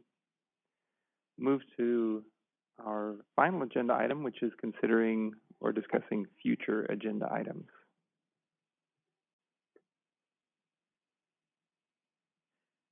I had a few suggestions from last meeting that we haven't been able to deal with yet in this meeting, so I would just add those for next meeting. Those were in the February minutes, agenda item 9, and there's several of them there. I don't know if I need to restate them or if that's sufficient to just identify them that way. If you want, I can restate them. It could be helpful, Margaret. Probably be best for the record, yeah, to make sure they're all in the right. minutes. So for the actual existing wording, it's on page 17 of the February meetings, but one was, I think I had suggested there be, I think maybe somebody else suggested, or several of us suggested, there be some kind of a financial analysis of the cost of school closures to the Bureau. I suggested that there be a discussion or analysis of the relationship between the federal complaint handling requirement and the Bureau's state authorization contract process that is required to include complaint resolution as to what the Bureau needs to do to comply with that as far as actually resolving complaints. I think the question came up when you look at the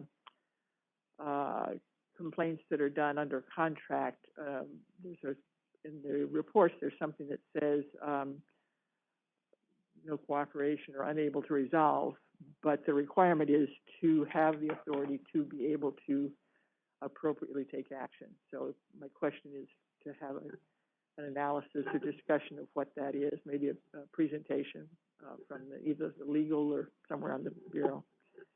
On the programs under 32 hours, I'd raised the issue that since schools now may offer both schools or programs that are under Bureau approval because they're more than 32 hours and programs that are less than 32 hours so they don't require Bureau approval, whether we should talk about a recommendation, if it can be done by regulation, if not a statutory change, that requires some sort of bold disclosure to students so they recognize that, you know, the course they're applying for may not have any oversight at all over it by the Bureau, and therefore probably wouldn't qualify for STRIF and things like that. So students recognize that, because you would expect ordinarily if the school is approved institution that everything would be under the Bureau supervision. That's not going to be the case anymore with that change in the law.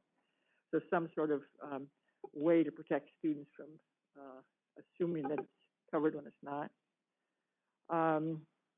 And then discussion on what information is currently available and what could be available on the website. Again, you know, to deal with that or have a discussion as to what information we would want to have. And I think I wasn't the only one. I think Melanie raised that also.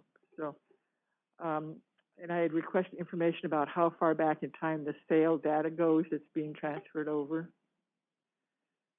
And I had raised whether we want to discuss and recommend to the legislature that there should no longer be a sunset. It should be a review, but the Bureau should not be, in essence, terminated every 2 years and then have to try to get reinstated. We all know the Bureau needs to be around if schools are going to get federal funding, and so that's pointless. It really needs to be a review, but not something legislatively that ends the Bureau unless something new is passed.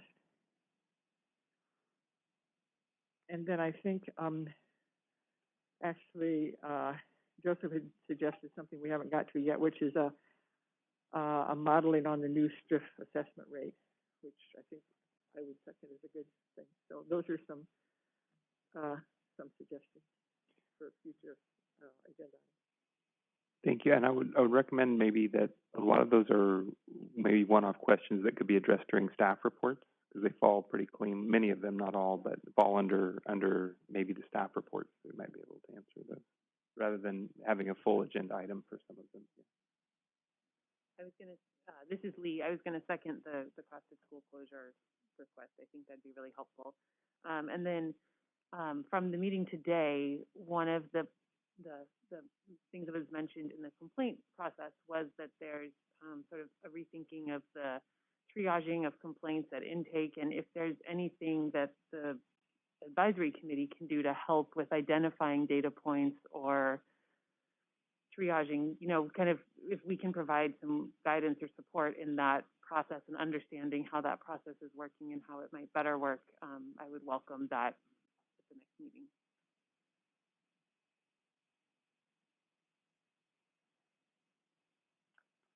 Any other suggestions for future agenda items?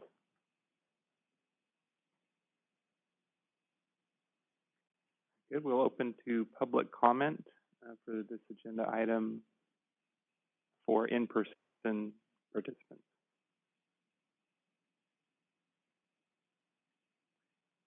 Seeing none, we'll open the queue for Webex. We are now open for public via Webex. Future agenda items. If you would like to make a comment, please type the word comment into the Q&A box in the lower right-hand corner of the screen and send that comment to all participants. Dial-in users may dial *3 to raise their hand, and we will call on people in the order we have requests. Let's take just a few seconds now to see if we have a request for public comment.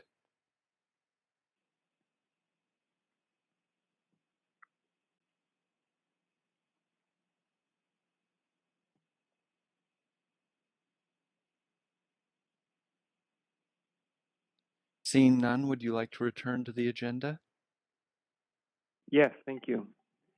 And that concludes. I'm sorry, could I just interject one thing? I know it's completely out of order, but I didn't do it earlier, and I just wanted to also offer my thanks to Dave for his participation. And although our positions are generally not aligned, we do manage to discuss and find agreement on some things, and even when we don't, it's a good and civil discussion, and I appreciate his time on the advisory committee. Thank you.